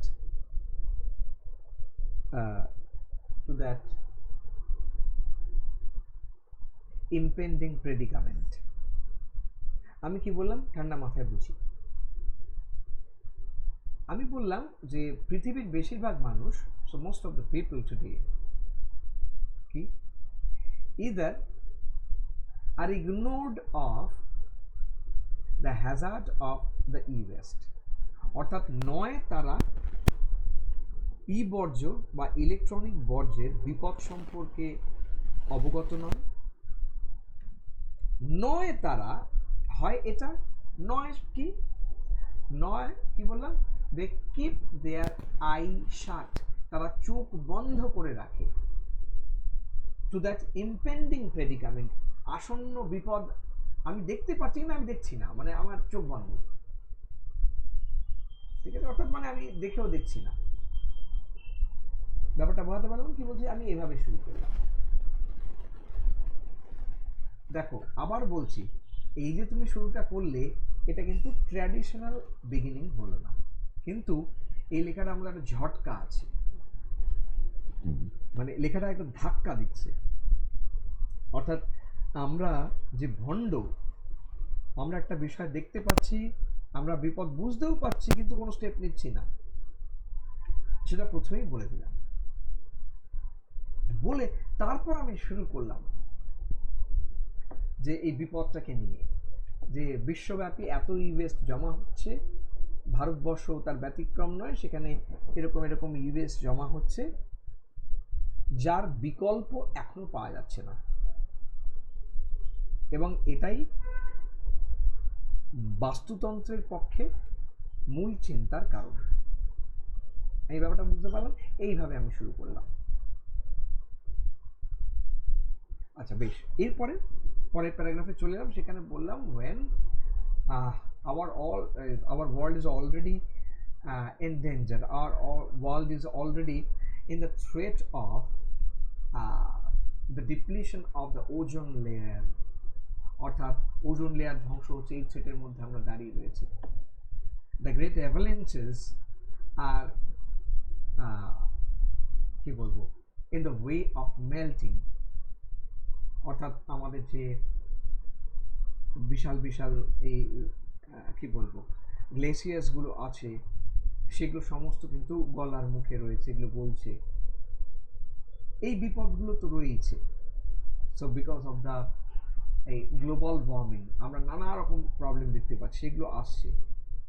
তার সাথে অ্যাড হলো এই ই ওয়েস্টের সমস্যা, যেটার কোনো সলিউশন এখন আমরা খুঁজে পাচ্ছি না।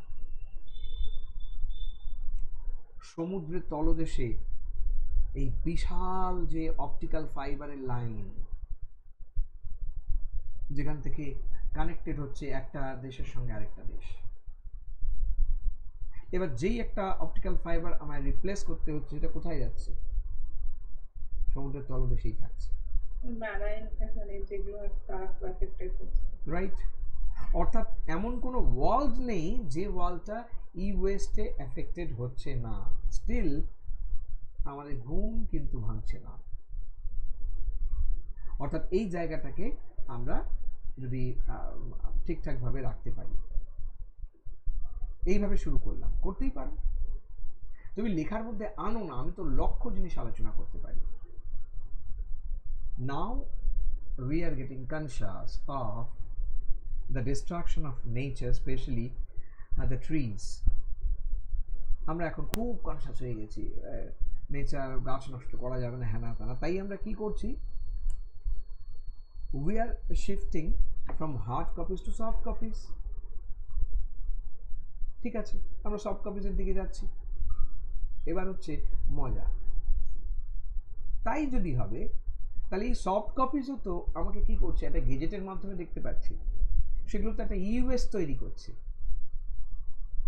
তাহলে গাছ নষ্ট না করে আমরা কি করছি, ইনভেস্ট করছি। তাহলে সেটা পরিবেশ নষ্টের আরেকটা উপায় তো হলো। বুঝতে পারলাম? আর এই যে এই প্রশ্নগুলো তোলা, এগুলো হচ্ছে অভিনব পদ্ধতি। আশা করি প্রিয়াশা এবং বাকি সবাই বুঝতে পারছো। আমাকে বলবে যে আমার কথা যদি কখনো এরকম মনে হয় যে আমি বুঝতে পারছি না, সেটা আমাকে জানাবে।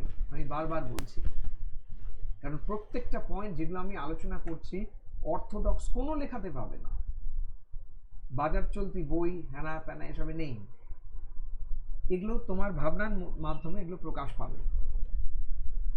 তো সেক্ষেত্রে এগুলোকে নোট করে রাখা এবং সেটা দিয়ে লেখার চেষ্টা করা। যেমন অবশ্যই ও যেভাবে আজকে লিখেছে সেই লেখাটা প্রশংসার যোগ্য, কিন্তু একই সঙ্গে আমাকে এই সব পয়েন্টগুলো অ্যাড করতে পারলে কত ভালো হয় বলো তো, লেখাগুলো ইউনিক একটা লেখায় দাঁড়িয়ে যাবে।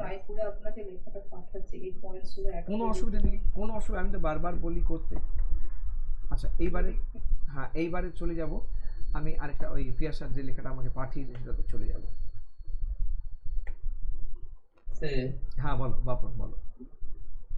নর্মাল বইতে যেরকম লেখা থাকে, অঞ্জনা যেমনটা লিখেছে, বেসিক্যালি বেশিরভাগ বইতেই ঠিক এইভাবেই শুরুটা থাকে। হ্যাঁ তো আপনি তো বললেন, হ্যাঁ বা বিশেষ করে এইরকম একটা রেলেভেন্ট সাবজেক্টগুলো নিয়ে হ্যাঁ এগুলো একটু করে দেওয়ার মতো আপনি যেরকমটা বললেন, হ্যাঁ মানে এই ফার্স্ট লাইনটা দিলে খুব ভালো হয়, তাই তো? হ্যাঁ এবার দেখো কেন আমি বলছি, তোমরা নিজেরাই বুঝতে পারবে, মানে আমার বলার অপেক্ষা থাকবে না, তোমরা নিজেরাই বুঝতে পারবে। ধরো 100 জন ক্যান্ডিডেট লিখেছে, তো তাদের মধ্যে অধিকাংশই ট্র্যাডিশনাল রাইটিং থাকবে, অর্থাৎ এটা শুরু হবে এরকম, মাঝখানে এটা থাকবে, শেষটা এরকম হবে। সেই লেখার যে আমি ডিসক্রেডিট আছে আমি তা বলছি না একবারও, তাতেও মানে 200-র মধ্যে 130 পাওয়া যায়, কোনো ফ্যাক্টরই না, আমি এটার কথা বলছি না।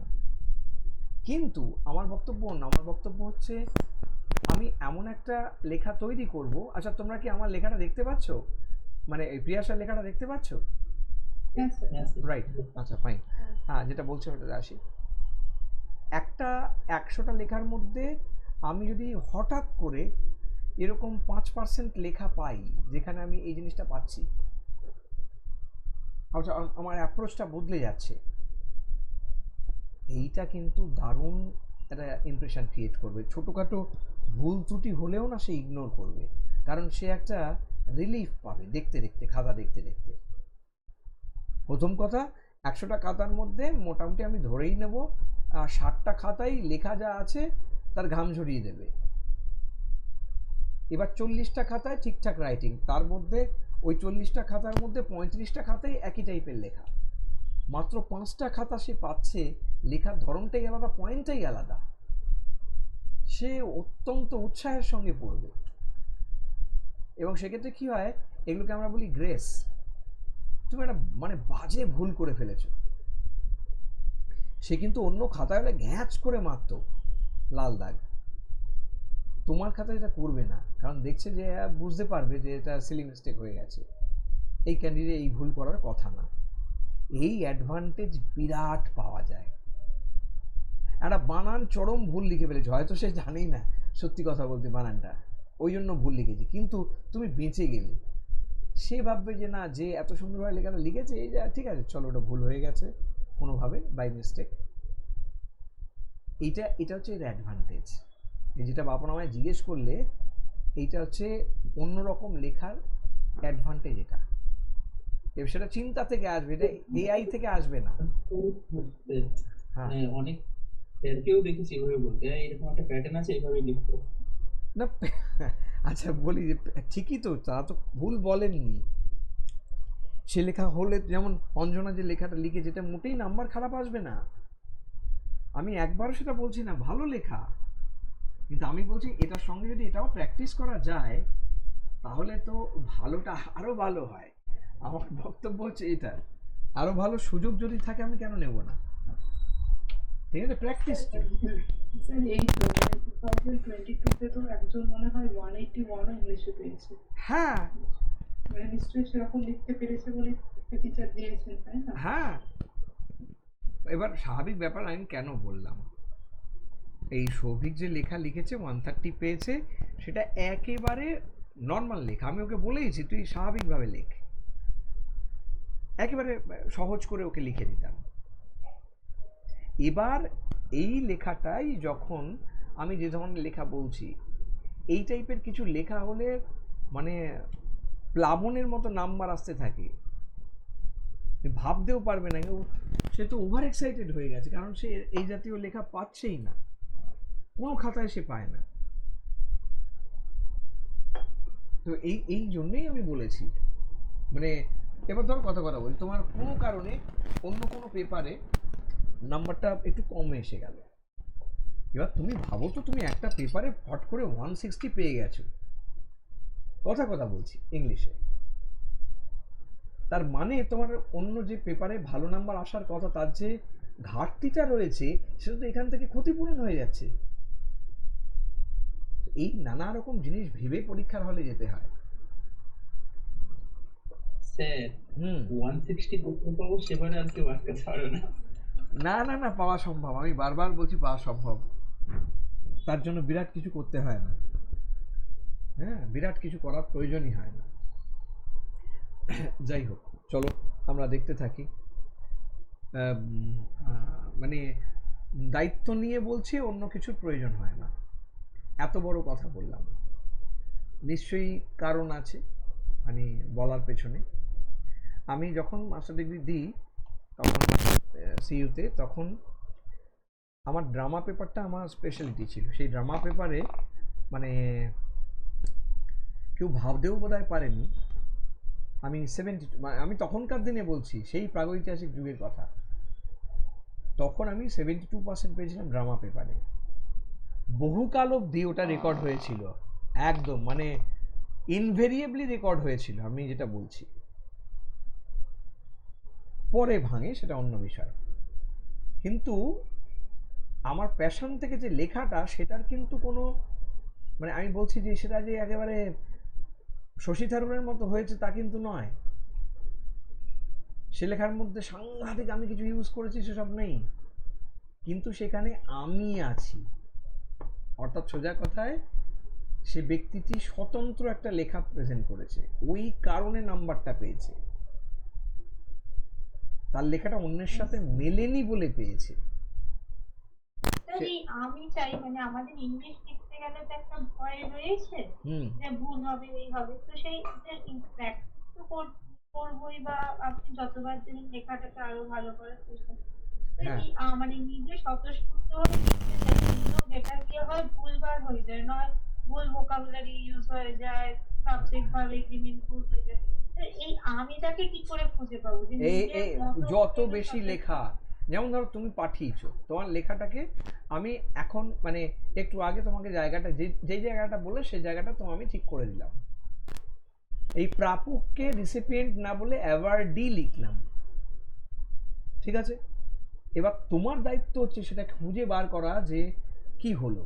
সাধারণত প্রাপক বলতে রেসিপিয়েন্ট লেখা হয়, সেই জায়গায় অ্যাওয়ার্ডি লিখলাম। তুমি এটা নোট করলে, এবার এটা তুমি প্রয়োগ করলে। আমি বললাম যে লেখাটা যদি এরকম হয় যে his ডিমাইজ has been flooded with, তাহলে এই স্ট্রাকচারটা তো আমি আজকে শিখে গেলাম। এবার ধরো তুমি উল্টোটাও তো করতে পারো যে ভারতীয় হকি ডাক্তারি হকি বলছি ক্রিকেট, মেয়েদের ক্রিকেট টিম কাপ জিতেছে, তো এই জেতার পর তাদের যে win that has been flooded with, অর্থাৎ শুভেচ্ছা বার্তা। তোমার চেঞ্জ কি করতে হচ্ছে, তোমার লেখাটার ধরন তো একই থাকছে, তুমি সেখানেও লিখছো their win has been flooded with অমুক অমুক অমুক, so many well wishes from every corner of the society. আমি ব্যাপারটা বাড়াতে পারলাম? তাহলে লেখার বিষয়টা আমি তোমাদের দিচ্ছি, প্রয়োগ করো, এলোপাথারি প্রয়োগ করো। তোমাকে এই জায়গাগুলো খেয়াল রাখতে হবে। আমার শুধু এইটুকুই বলা, আর কিছু না। যেমন তুমি এখানে ট্রাই করেছো যে the legendary Hindustani classical singer who awarded, এই দেখো তোমার প্রবলেমগুলো দেখো, আমি সেই প্রবলেমের জায়গাটা বলছি। হু অ্যাওয়ার্ডেড হবে কি, ধরো আমি কথা বলছি, আমি যদি বলি হু হচ্ছে আমার সাবজেক্ট, তাহলে হুটাকে, হু হচ্ছে singer, the singer awarded Padma Vibhushan, এইটুকু যদি ধরি তার মানেটা তুমি নিজেই বলো তো। আমি ধরো আমি বললাম বাপন অ্যাওয়ার্ডেড পদ্মবিভূষণ, এই কথাটার বাংলা মানে কি হবে? কি মনে হয় তোমার, বলো? মানে সে পেয়েছিল। না, এইটাই হচ্ছে ভুল। কেন ভুল? তার কারণ তুমি অ্যাক্টিভ ভয়েস বলছি আমি ওকে আসলে ওর এই জায়গাগুলো যদি আমি ওকে ক্লিয়ার না করি, ওর সমস্যায় পড়বে ভবিষ্যতে। ধরো তুমি যদি আমি যদি বলি এই ব্যাপারটা তুমি ধরতে পারলে না কেন, তার কারণ হচ্ছে তুমি অ্যাক্টিভ ভয়েস শিখেছো, প্যাসিভ ভয়েস শিখেছো, রুল শিখেছো, সব শিখেছো, কিন্তু তুমি রুলগুলো কেমন শিখেছো? ফর্মাল অ্যাপ্রোচে শিখেছো, রুলের মাধ্যমে শিখেছো। তোমাকে কখনো শেখানো হয়নি যে ভাই সোজা কথায় একটা ভয়েস মানে হচ্ছে, ধরো অ্যাক্টিভ ভয়েস মানে কি, এখানকার সাবজেক্ট কাজটা করে, তাই আমি অ্যাক্টিভ ভয়েস বলি।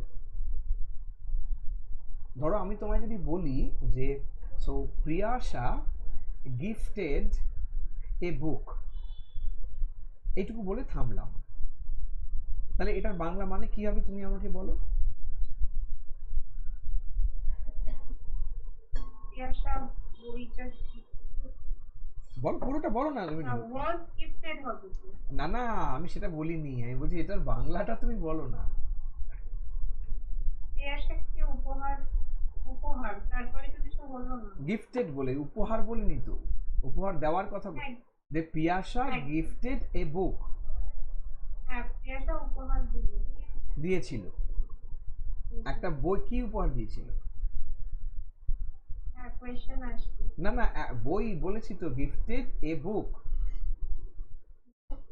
হ্যাঁ, পিয়াসা একটা বই উপহার দিয়েছিল, এটার মানে হলো এটা।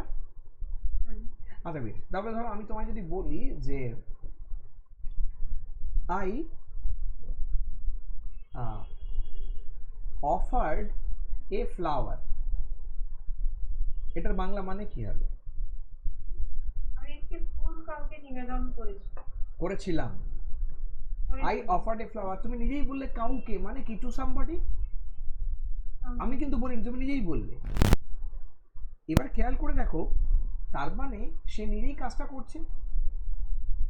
এবার যদি আমি এটাকে এভাবে বলি যে বাপন অ্যাওয়ার্ডেড পদ্মবিভূষণ, তাহলে এটার বাংলা কি হলো?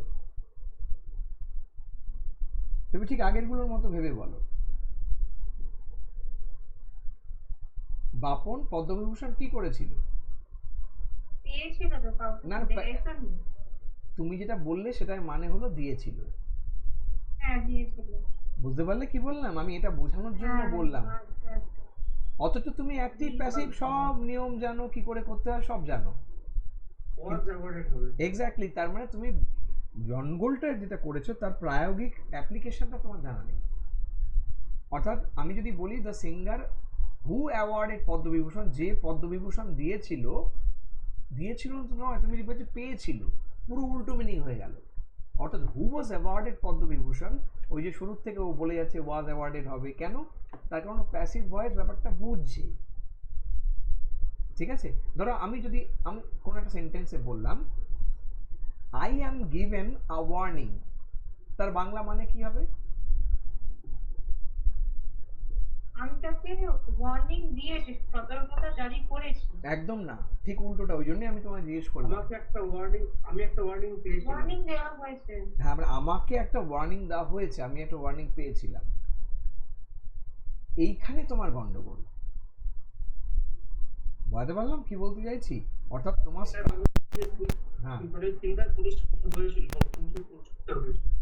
এক্স্যাক্টলি এক্স্যাক্টলি, অর্থাৎ আমার প্রবলেম এরিয়া হচ্ছে এটা, তোমার সেটা চিনতে হবে। ঠিক আছে, এই জায়গাগুলো তুমি খেয়াল করবে। অর্থাৎ তুমি আজকের এই লেখাটা হয়ে যাওয়ার পর, তুমি ক্লাসটা হয়ে যাওয়ার পর তুমি ওই জায়গাটায় ফোকাস করবে, যে আমি এটা নিয়ে বসবো, আমি এই বেসিক বিষয়গুলোকে মাথায় রাখবো, দেখবে সব চুকে বুকে গেছে, হাওয়া হয়ে গেছে সব। ঠিক আছে, আচ্ছা, বিভূষণ পণ্ডিত ইয়াশরাজ, ঠিক আছে, মানে হু ওয়াজ অ্যাওয়ার্ডেড অমুক লিখলে, passed away at his home in New Jersey, কোনো অসুবিধা নেই, এখানে পুরোটাই ঠিক আছে। তাহলে he was born in Hisar Haryana, একদম ঠিক। and died at the age of, আচ্ছা আচ্ছা বুঝতে পেরেছি, তুমি লিখছো he was born in Hisar Haryana, আচ্ছা, তারপরে এটার সঙ্গে অ্যাড করে দিয়েছো died at the age of 90 of cardiac arrest in the US। আচ্ছা, দুটোকে কি করে যোগ হলো? ধরো দুটো সেন্টেন্স জয়েন করতে গেলে আমার কি লাগে? একটা কনজাংশন লাগে, তাহলে এখানে সেই কনজাংশনটা কোথায়? না না, আমি তা বলছি না, ভালো করে খেয়াল করো। He was born in Hisar Haryana, সে হরিয়ানার হিসার ডিস্ট্রিক্টে জন্ম নিয়েছিল, হয়ে গেল, সেন্টেন্স শেষ। হঠাৎ করে তুমি শুরু করলে ডায়েড অ্যাট, মানে হলো না, তাহলে আমাকে জয়েন করতে হবে। কিভাবে জয়েন করব? সহজ উপায় কি? এই যে আমি প্রথমেই করব যে being born in Hisar Haryana he died at এই, অর্থাৎ হরিয়ানার হিসার ডিস্ট্রিক্টে জন্মগ্রহণ করে তিনি 90 বছর বয়সে কার্ডিয়াক অ্যারেস্টে মারা গেলেন ওয়েস্টে। আচ্ছা, এখানে একটা খেয়াল করবে, এগুলো প্রত্যেকেরই শোনা দরকার। এই যে আমি বললাম বিং বর্ন, অর্থাৎ সেখানে জন্মগ্রহণ করে, রাইট, এটা যখন বললাম যে কার্ডিয়াক অ্যারেস্টে তিনি 90 বছর বয়সে মারা গেছিলেন, বলতেই পারি কোনো অসুবিধা নেই, কিন্তু ম্যাটার আছে, তখন তোমাকে বলতে হবে যে কোথায় মারা গেছিলেন। কেন? তার কারণ হরিয়ানায় জন্মগ্রহণ করার কথাটা বলেছি, তাহলে তার কন্ট্রাস্টে কোথায় মারা গেল সেটা যদি না বলি, এক বিরাট অপরাধ হয়ে যাবে, মানে তাহলে সেন্টেন্সটার মধ্যে সেই ব্যাপারটা থাকছে না। আমি কি ব্যাপারটা বোঝাতে পারছি কি বলতে চাইছি? হ্যালো, দাঁড়াও, তোমার যেহেতু আমার জন্মটা এক জায়গায় হয়েছে এবং মৃত্যুটা আরেক জায়গায় হয়েছে, তাই আপনি ওটাকে ডিফাইন করার জন্য আপনি being born in Hisar Haryana ওইভাবে বললেন। এক্স্যাক্টলি, তো সেইটা যেন প্রতি মুহূর্তে মাথায় থাকে, ঠিক আছে? স্যার, এখানে বিংটা কি ওই দুটো সেন্টেন্সকে কানেক্ট করছে? হ্যাঁ, মানে সোজা কথা বিং পার্টিসিপল, কিন্তু একাধারে এখানে বিং কনজাংশন, ঠিক আছে?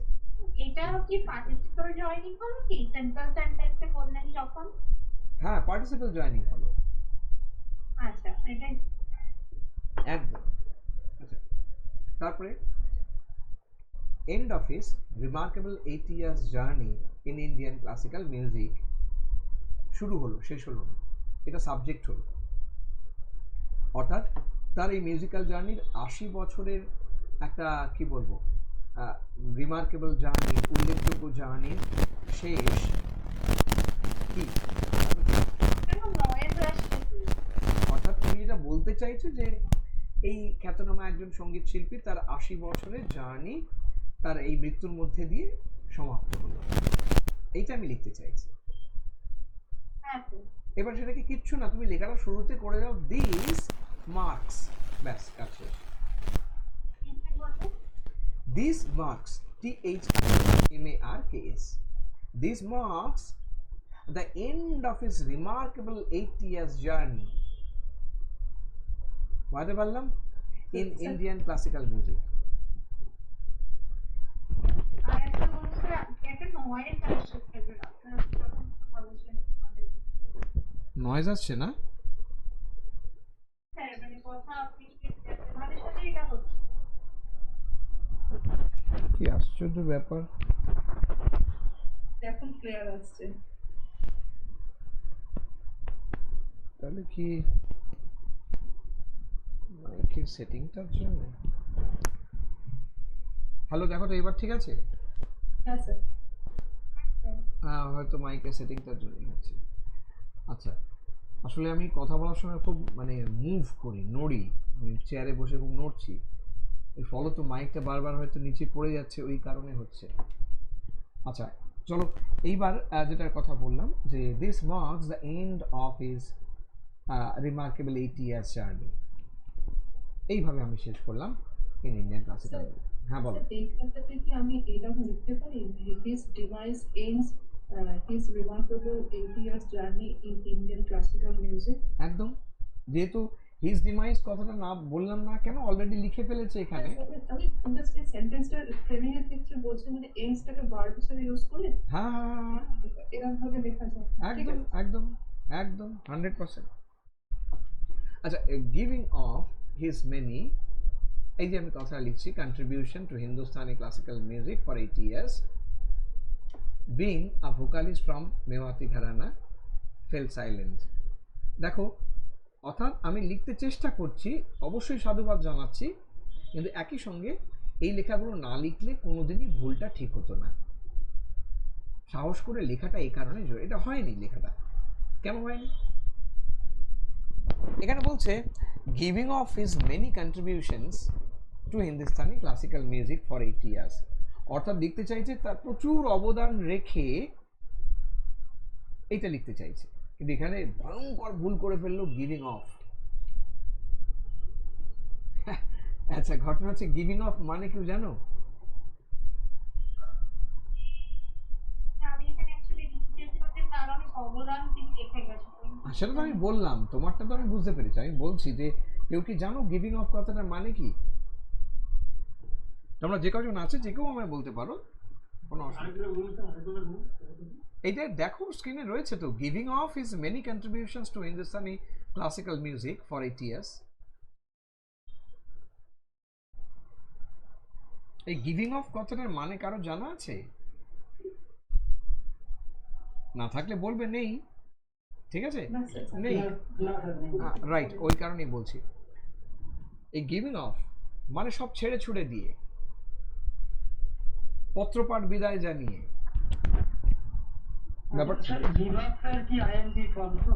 আপ না, giving of, give of, up নয় তো।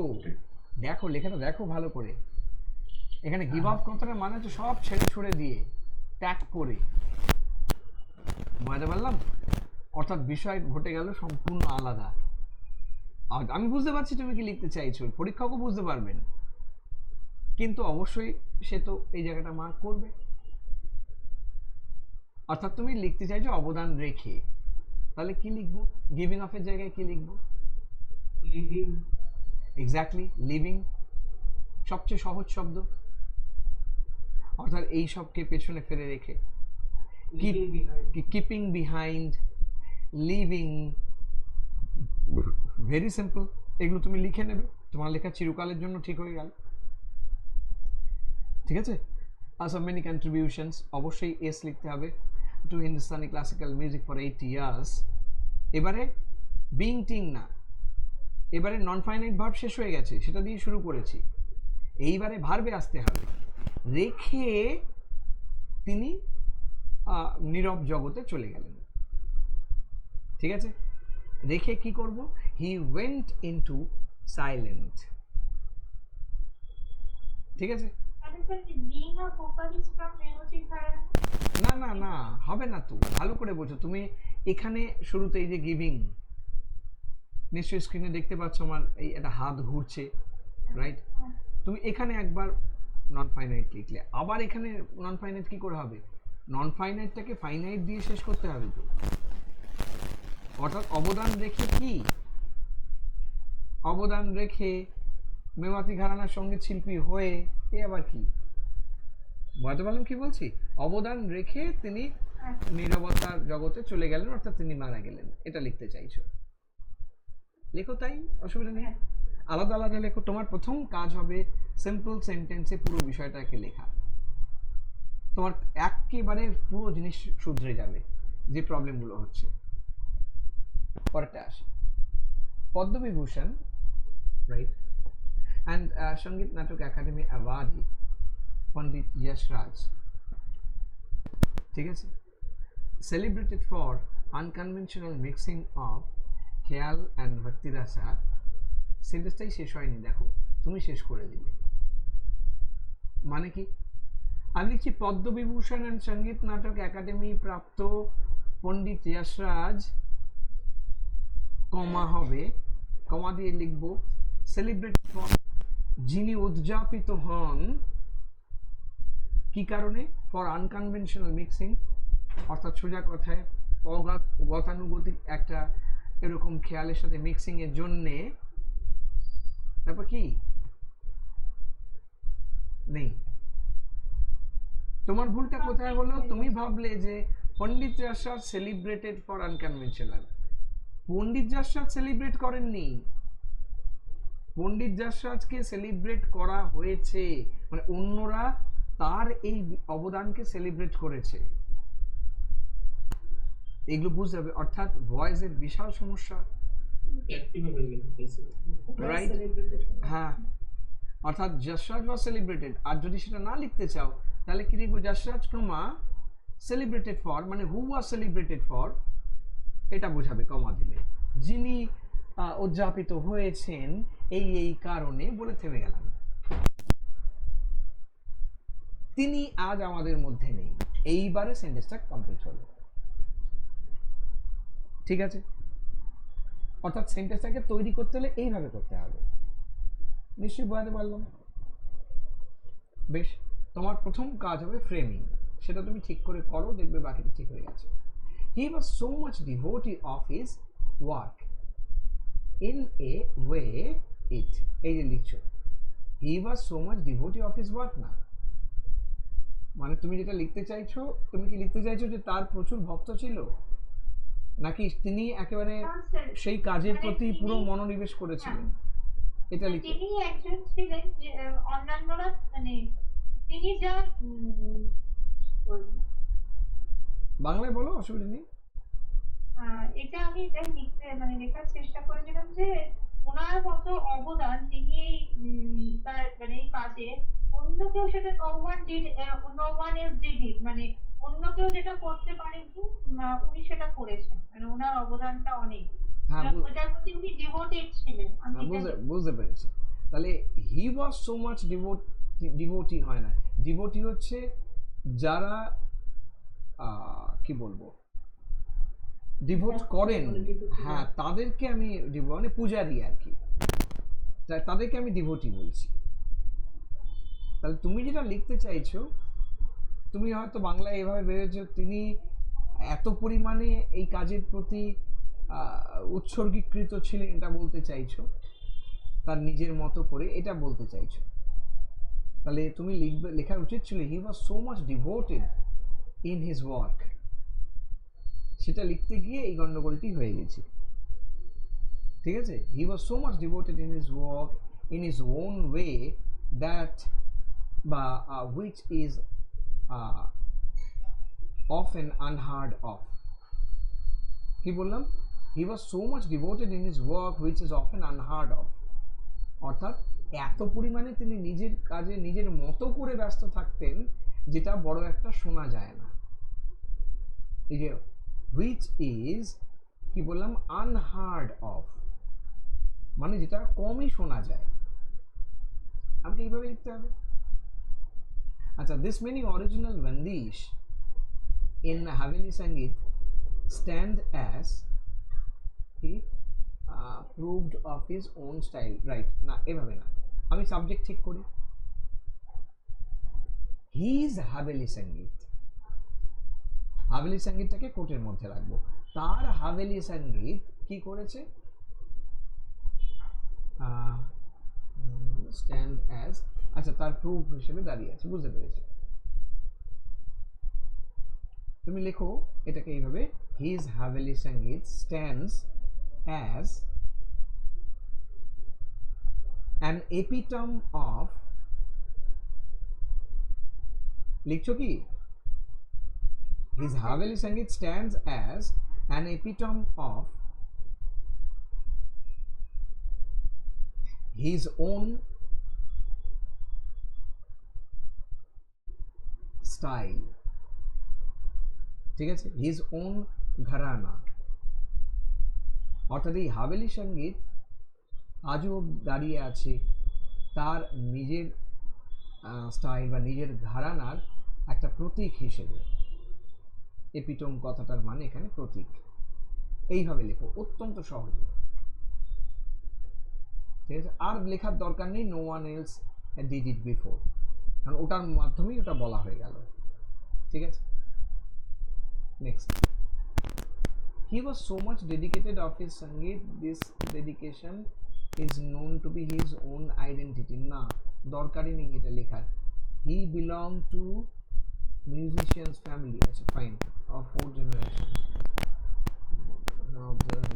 রাইট। আচ্ছা তুমি বাকি সব কেটে দাও, এই লাস্টে এটা লেখো, মানে তুমি যেটা লিখতে চাইছো এটাকে কিভাবে লিখবে। he belonged to the family of musicians,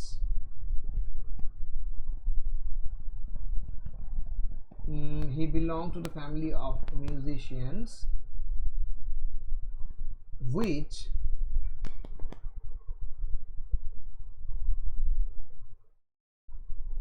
has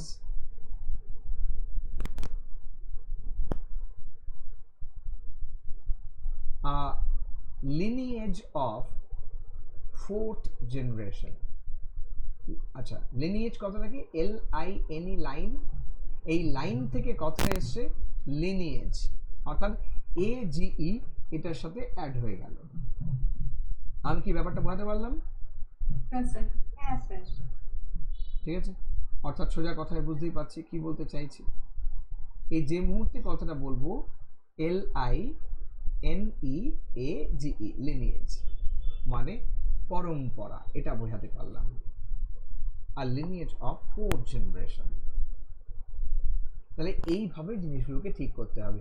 তুমি প্রথম কাজ হবে তোমার এটাকে ভাঙো, ছোট ছোট লাইনে কনভার্ট করো, দেখবে লেখা 90% শুধরে গেছে। আসল কাজ আমি আবার নিজের ভাষায় আবার অবশ্যই কিছু করার নেই, খাটতে হবে, কোনো অসুবিধা নেই, লেখা ঠিক হয়ে যাবে। হ্যাঁ বলো। এই লাস্টের লাইনটা অনেক ফার্স্টের দিকে দিলে খুব ভালো হতো। হ্যাঁ সে তো হতো, ও যেহেতু এভাবে লিখেছে আমি আর চেঞ্জ করলাম না, লিখুক তারপরে দেখা যাবে। অর্থাৎ পরম্পরা তো পরে, আগে তো বিষয়টা আসুক, তারপরে আমরা ওটার মধ্যে ঢুকবো, বিষয় নিয়ে আলোচনা করব, তো ঠিক আছে, আস্তে আস্তে হয়ে যাবে ওগুলো, রাইট। এবারে আসি আমার পরের পার্টটায়, আমি আজকে যেটা নিয়ে ডিসকাস করবো ভেবেছি সেটাতে ঢুকি, রাইট। সো ভেরি আগের দিন তোমাদের বলে রেখেছিলাম আমি আজকে কোন পার্টটায় ঢুকবো, সেটাতে সরাসরি চলে যাব, তোমরা একটু লক্ষ্য রাখবে।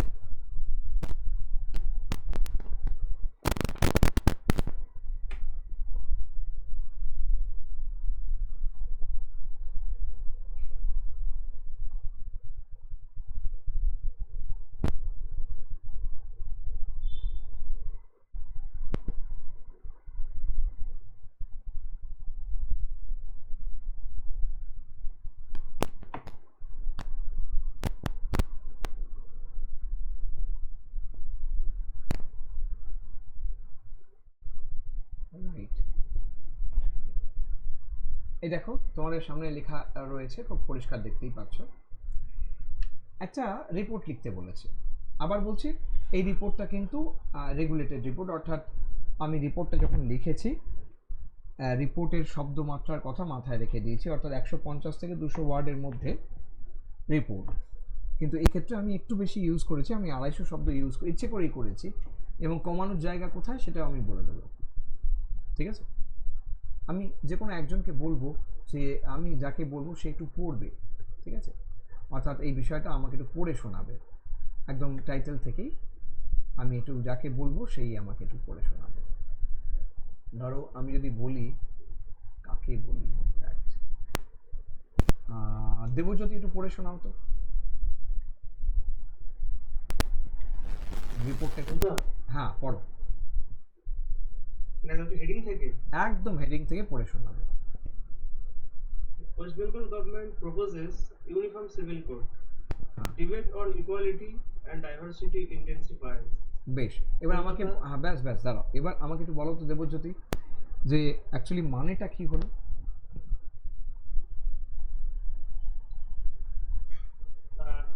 West Bengal government MCC propose করেছে, হ্যাঁ, আর তার মানে ওই ইকুয়ালিটি আর ডাইভার্সিটি নিয়ে ডিবেট বেড়ে চলেছে, ডিবেট আরো বেশি ঘনীভূত হয়েছে। বাহ, ভেরি গুড ভেরি গুড। অর্থাৎ তোমার জায়গাটা একদম পরিষ্কার। অর্থাৎ আমি দুটো লেখাটাকে কি করলাম, প্রথমে একটুকু দিলেই হতো, এটা একটা সাব হেডিং হলো, বাংলায় যেটাকে উপশীর্ষক বলে, যে ওয়েস্ট বেঙ্গল গভর্নমেন্ট একদম প্রপোজেস ইউনিফর্ম সিভিল কোড। এর মধ্যে কোনো জটিলতা নেই, একেবারে ইজি। দেখো আগে যেমন লিখেছিলাম, আগের টাইটেলের সঙ্গে এটা তফাৎ, এটা ইনসিডেন্টাল রিপোর্ট। এই ইনসিডেন্টাল রিপোর্ট যখন লেখা হচ্ছে তখন এর মধ্যে কোনো সাজেস্টিভ টাইটেল আমি ইউজ করিনি, পরিষ্কার লুসিড ল্যাঙ্গুয়েজ এরা এটা প্রপোজ করেছে।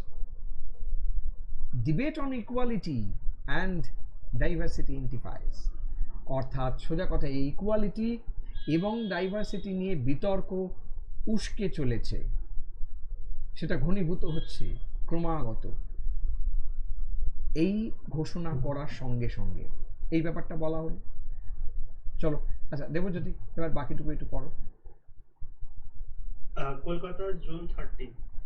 The newly elected West Bengal government has initiated the process of introducing Uniform Civil Code (UCC) by constituting a high-level committee headed by a retired Supreme Court judge to prepare a draft bill. ব্যাস ব্যাস ব্যাস, এইটুকু হলো প্রথমটা। এবার দেখো প্রথম যখন সেন্টেন্সটা বলছি তাতেই আমি প্রায় সবটা বলে দিলাম। আবারও বলছি, প্রিয়াশা তুমি এই কাজটি করবে না, তুমি দেখো লেখাটা শিখতে থাকো, মানে অবশ্যই তুমি লিখে লিখে লিখে লিখে তৈরি করার চেষ্টা করো, কিন্তু তুমি যখন নিজে লিখবে এটাকে ভেঙে লিখবে। আমি এখানে কি লিখলাম, the newly elected West Bengal government has initiated the process. স্বাভাবিক, নিউলি ইলেক্টেড আমরা জানি, ওয়েস্ট বেঙ্গল গভর্নমেন্টকে বর্ণনা করলাম, তারপর কি লিখলাম, has initiated the process of introducing A uniform civil code. তারা এই বিষয়টাকে ইন্ট্রোডিউস করার কথার মানে উদ্যোগ নিয়েছে, ইনিশিয়েট করেছে, ঠিক আছে। কি উদ্যোগ নিয়েছে, ইন্ট্রোডিউসিং ইউনিফর্ম সিভিল কোড, বুঝলাম। কিভাবে, by constituting a high level committee headed by a retired supreme court জাজ, ঠিক আছে। টু, উদ্দেশ্য কি, প্রিপেয়ার এ ড্রাফট বিল, একটা খসড়া বিল তৈরি করা যার উদ্দেশ্য। তুমি এতগুলো জায়গাকে ভেঙে লেখো, দুটো কি তিনটে সেন্টেন্সে কোনো আপত্তি নেই, রাইট। এই জায়গাটা তোমার নিজেকে বুঝতে হবে। আর একই সঙ্গে এই ভেঙে লেখাটা আস্তে আস্তে আস্তে আস্তে যাবে, কিন্তু তার আগে কনফিডেন্স তৈরি হবে কি করে, কারেক্ট ইংলিশটা এলো, ঠিক আছে। আচ্ছা বেশ, এটা পড়লো হচ্ছে দেবজ্যোতি। আমি দেবজ্যোতির পর একটু ইয়েকে বলবো, কাকে বলি, বাপনকে বলবো। বাপন বাকিটা একটু পড়ো তো, মানে এর পরের লাইনটা পড়ো তুমি।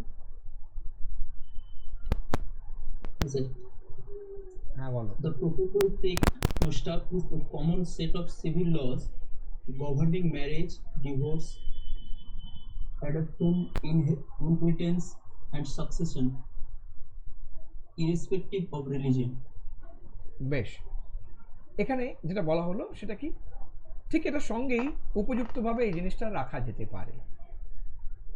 অর্থাৎ এখনো দেখো, মুন্সিয়ানাটা খেয়াল করো, ল্যাঙ্গুয়েজটা খেয়াল করবে। আমার বক্তব্য একটাই, লেখার মধ্যে যদি কিছু শিখতে হয় সেটা লেখার একটাই জায়গা থাকে, ল্যাঙ্গুয়েজটা।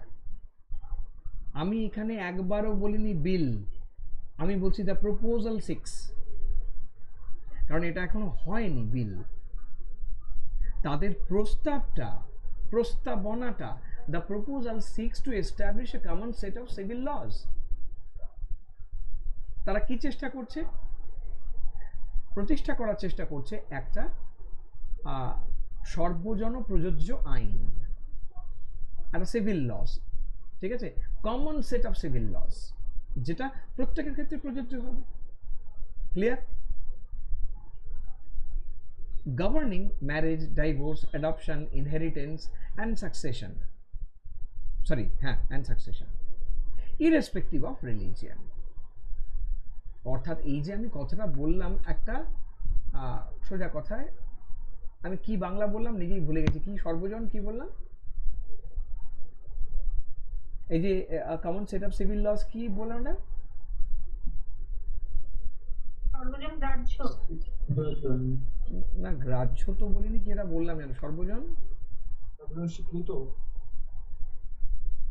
কি জানি কি বললাম, আমি নিজেই ভুলে গেছি। যাই হোক, ঠিক আছে, ওই কি একটা বললাম, যাই হোক, মানে সবার জন্য আর কি, সর্বজনের নিমিত্ত বা এরকম কি একটা বললাম আর কি। যাই হোক, সর্বজনের জন্য যে একটা কমন সেট অফ ল করা হয়েছে সেটার কথা বললাম। সেটার মধ্যে কি কি পড়ছে? বিয়ে, বিচ্ছেদ, দত্তক নেওয়া, মানে কোনো সম্পত্তির অধিকার জন্মানোর ক্ষেত্রে যে বংশ পরম্পরার বিষয়টা আসে সেটা, সাকসেশন অর্থাৎ কোনো মানে ওই একই পরম্পরাগত বিষয়, ইনহেরিটেন্সের বিষয়, ঠিক আছে, এ বিষয়ে ল হবে। সেটা কেমন হবে? ইরেসপেক্টিভ অফ রিলিজিয়ান, অর্থাৎ ধর্ম নির্বিশেষে সেই লটা এস্টাবলিশড হবে। হয়ে গেল না?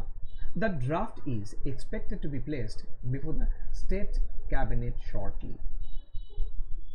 অর্থাৎ এটা আশা করা হচ্ছে যে the draft is expected to be placed, আশা করা হচ্ছে এটা প্লেসড হবে, এটা রাখা হবে, ঠিক আছে।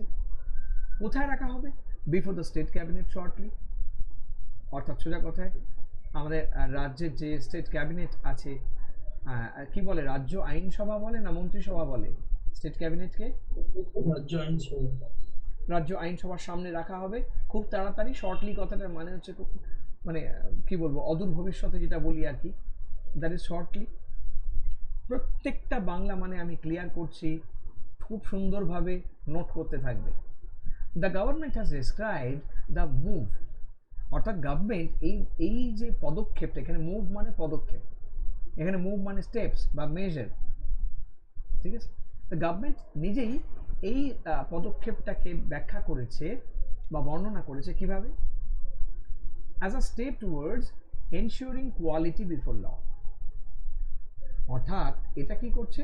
নিশ্চিত করছে ইকুয়ালিটিকে, অর্থাৎ সাম্যকে, আইনের সামনে সাম্যকে প্রতিষ্ঠা করার একটা প্রচেষ্টা বলে গভর্নমেন্ট এটাকে চিহ্নিত করেছে। পরিষ্কার কি বললাম? অর্থাৎ গোটা বিষয়টাই গভর্নমেন্ট কিভাবে দেখছে, যেটা আইনের একটা সাম্য, সেটা রক্ষা করার জন্যই এই ল আসছে, তাদের এটা ব্যাখ্যা। নাও, gender justice and legal uniformity in accordance with the directive principle of trade policy under Article 44 of the Constitution. এর সঙ্গে সঙ্গে কি হচ্ছে? পরিষ্কার বলছে gender justice and legal uniformity, অর্থাৎ ছেলে মেয়ে, যদি আমি এই দুটো বাইনারিতে বিশ্বাস করি, আপাতত এই দুটো ধরেই চলি, যে কারোর সম্পত্তি কম কারোর সম্পত্তি বেশি এরকম না, তাদের মধ্যে একটা ইউনিফর্মিটি আসবে, সমতা আসবে, in accordance with the directive. মানে এটা কোথার থেকে তারা উদ্বুদ্ধ হয়েছে? কি অনুযায়ী হয়েছে? অর্থাৎ ডিপিএসপি আমরা যেটাকে বলি directive principles of state policy, article 44 of the constitution, সেখান থেকে এই বিষয়টা নেওয়া হয়েছে। পরিষ্কার? Now, at the same time, the proposal has generated widespread public debate. লিখতেই হবে, কারণ আমি রিপোর্ট করছি সেটার একটা দিক থেকে করতে পারি না, রাইট? তার মাধ্যমে কি অন্য কোনো বিপদ আছে বা অন্য কোনো সমস্যা থাকতে পারে কি? ধরো আমি বিশ্বাস করি যে এটাই হওয়া উচিত, অন্য কোনো সমস্যা আসবেই না বা আসা উচিতই না, এটা আমি বিশ্বাস করি, কিন্তু তুমি তোমার পার্সোনাল কনসেপশনকে এক্সপ্রেস করতে পারবে না। তাই তুমি লিখছো যে at the same time the proposal has generated widespread public debate, এবার কিন্তু সত্যি বিভিন্ন স্তরে এটা একটা বিতর্কের জন্ম দিয়েছে। While supporters argue that a common civil code would eliminate discriminatory personal laws and strengthen national integration, স্বাভাবিক ব্যাপার। অর্থাৎ সোজা কথায় এই যে ভেদভাব লয়ের ক্ষেত্রে, যে একটা বিচ্ছিন্নতাবাদী বিষয়, অমুকের অমুক নিয়ম, অমুকের তমুক নিয়ম, এটাকে সরিয়ে ফেলে একটা জাতীয় সংহতি রক্ষা করবে। যারা সাপোর্টে আছে তারা এটা ভাবছে, কিন্তু যারা সমালোচক ক্রিটিক্স তারা ভয় পাচ্ছে কি ভেবে? Fear that it may affect India's cultural and religious diversity unless adequate safeguards are provided. অর্থাৎ অনেকেই ভয়টা পাচ্ছে, আমাদের তো বৈচিত্র্যের মধ্যে ঐক্য, তুমি মানে একটা সাদা কাপড় জাস্ট মানে গিট ছাড়া কুচি দিয়ে পরবে, আর একটা খানিক ফতুয়া টাইপের জামা সাদা কাপড় ওপরে পরবে, তাহলে এটা সাউথ ইন্ডিয়ান বিষয়। আবার যেই নর্থ ইন্ডিয়ায় চলে যাচ্ছি সেখানে দেখছি সম্পূর্ণ আলাদা বিষয়, সেখানে তারা একটা ওই খানিকটা জোব্বা টাইপের একটা জিনিস পরে, মানে ট্র্যাডিশনাল ড্রেসগুলোর কথা বলছি। আবার গাঙ্গেয় বদ্বীপে বাংলায় যখন চলে আসছে একেবারে পাতলা ঢোলা পাঞ্জাবি ধুতি পরার চল, বা পাজামা, আলিগুড়ি পাজামা যাকে বলি পরার চল। আমি পরে না মানুষ, কিন্তু আমি কথা বলছি ট্র্যাডিশনাল ড্রেসটাই তাই। কুজিনস আলাদা, ভাষার যে কাঠিন্য সেটা এক এক জায়গায় এক এক রকম, এই যে বৈচিত্র্য ব্যবহার সব কিছু আলাদা। তো এটাই ভারতবর্ষের জোর, মানে বিরাট বড় স্ট্রেংথ, এটার মধ্যেই একতা আছে। তো সেই যে বৈচিত্র্য, সেটা এই যে আইনের প্রায়োগিক ক্ষেত্রে কতটা থাকবে কতটা থাকবে না সেটা খুব সেন্সিটিভ ইস্যু। তাই বলছে তার একটা সেফগার্ড তৈরি করে এটাকে নেওয়া উচিত, অনেকে মনে করছে, রাইট? এবার ধরো কথার কথা বলছি, ব্রাহ্মণদের ক্ষেত্রে কুলীন ব্রাহ্মণ এই ব্যাপার আছে, তাহলে সেখানে কি ছিল? ব্রাহ্মণরা অসুবিধে নেই, তারা অনেকগুলো বিয়ে টিয়ে করতেই পারে, মানে আমিও তো ভট্টাচার্য ব্রাহ্মণ, তো বিশাল ব্যাপার, এরকম একটা ব্যাপার ছিল এক সময়, যে তারা যত খুশি বিয়ে করতে পারে, তারা যেখানে যাবে কোনো পয়সা লাগে না, তাদেরকে সবাই খাওয়ায়, পা ধুয়ে দেয়, হ্যানা ত্যানা, তার বিরাট সম্মান, কি তার টাইটেল আছে অমুক একটা কিছু লেখা, সে ব্রাহ্মণ, ঠিক আছে? তো এই যে কনসেপ্ট, এটা তো বদলেছে। তো তাহলে আমার বদলটা কি হলো, যে সে এসব কিচ্ছু করতে পারবে না, তাকে কমন ল যেটা আছে, ন্যাশনাল ল, সেটাকে মেনে চলতে হবে। ম্যারেজ একটাই বদলে গেল, হিন্দু ম্যারেজ অ্যাক্ট বদলে গেল, কিন্তু যে যে জায়গায় ধরো এই জিনিসগুলো বদলালো না, অচলায়তনটা রয়ে গেল, সেটাকে বদলানো দরকার। অর্থাৎ এই বদলগুলো খুব সেন্সিটিভ, ঠিক আছে? এবার সেটাকে কি করে করবে সেই পদ্ধতিগত ব্যাপার থাকতে পারে, সেটাকে চেক করা, রাইট? না, তারপরে কি লিখছি? The initiative draws upon the experiences of states such as Uttarakhand, which has already implemented a UCC framework, while Assam and Gujarat have also undertaken significant legislative measures towards uniform civil laws. The West Bengal government has indicated that these models will be studied before finalizing its own legislation. এগুলো দেখো কথার কায়দা, একটা রিপোর্টকে আমি professionally লিখছি, আমি এই বিষয়ে বললাম, রিপোর্ট সম্পর্কিত বিষয়ে তার ভালো মন্দ বলে চলে গেলাম উদাহরণে। এটাই একজন অ্যাডমিনিস্ট্রেটিভ অফিসারের গুণ, সে বেশি কথা বলবে না, সে বলবে যে অন্য জায়গায় যেখানে এগুলো চালু হয়েছে সেই সব তারা যেগুলোকে ইমপ্লিমেন্ট করেছে সেসবগুলোকেও খুব ভালো করে স্টাডি করা হবে, সমীক্ষা করা হবে।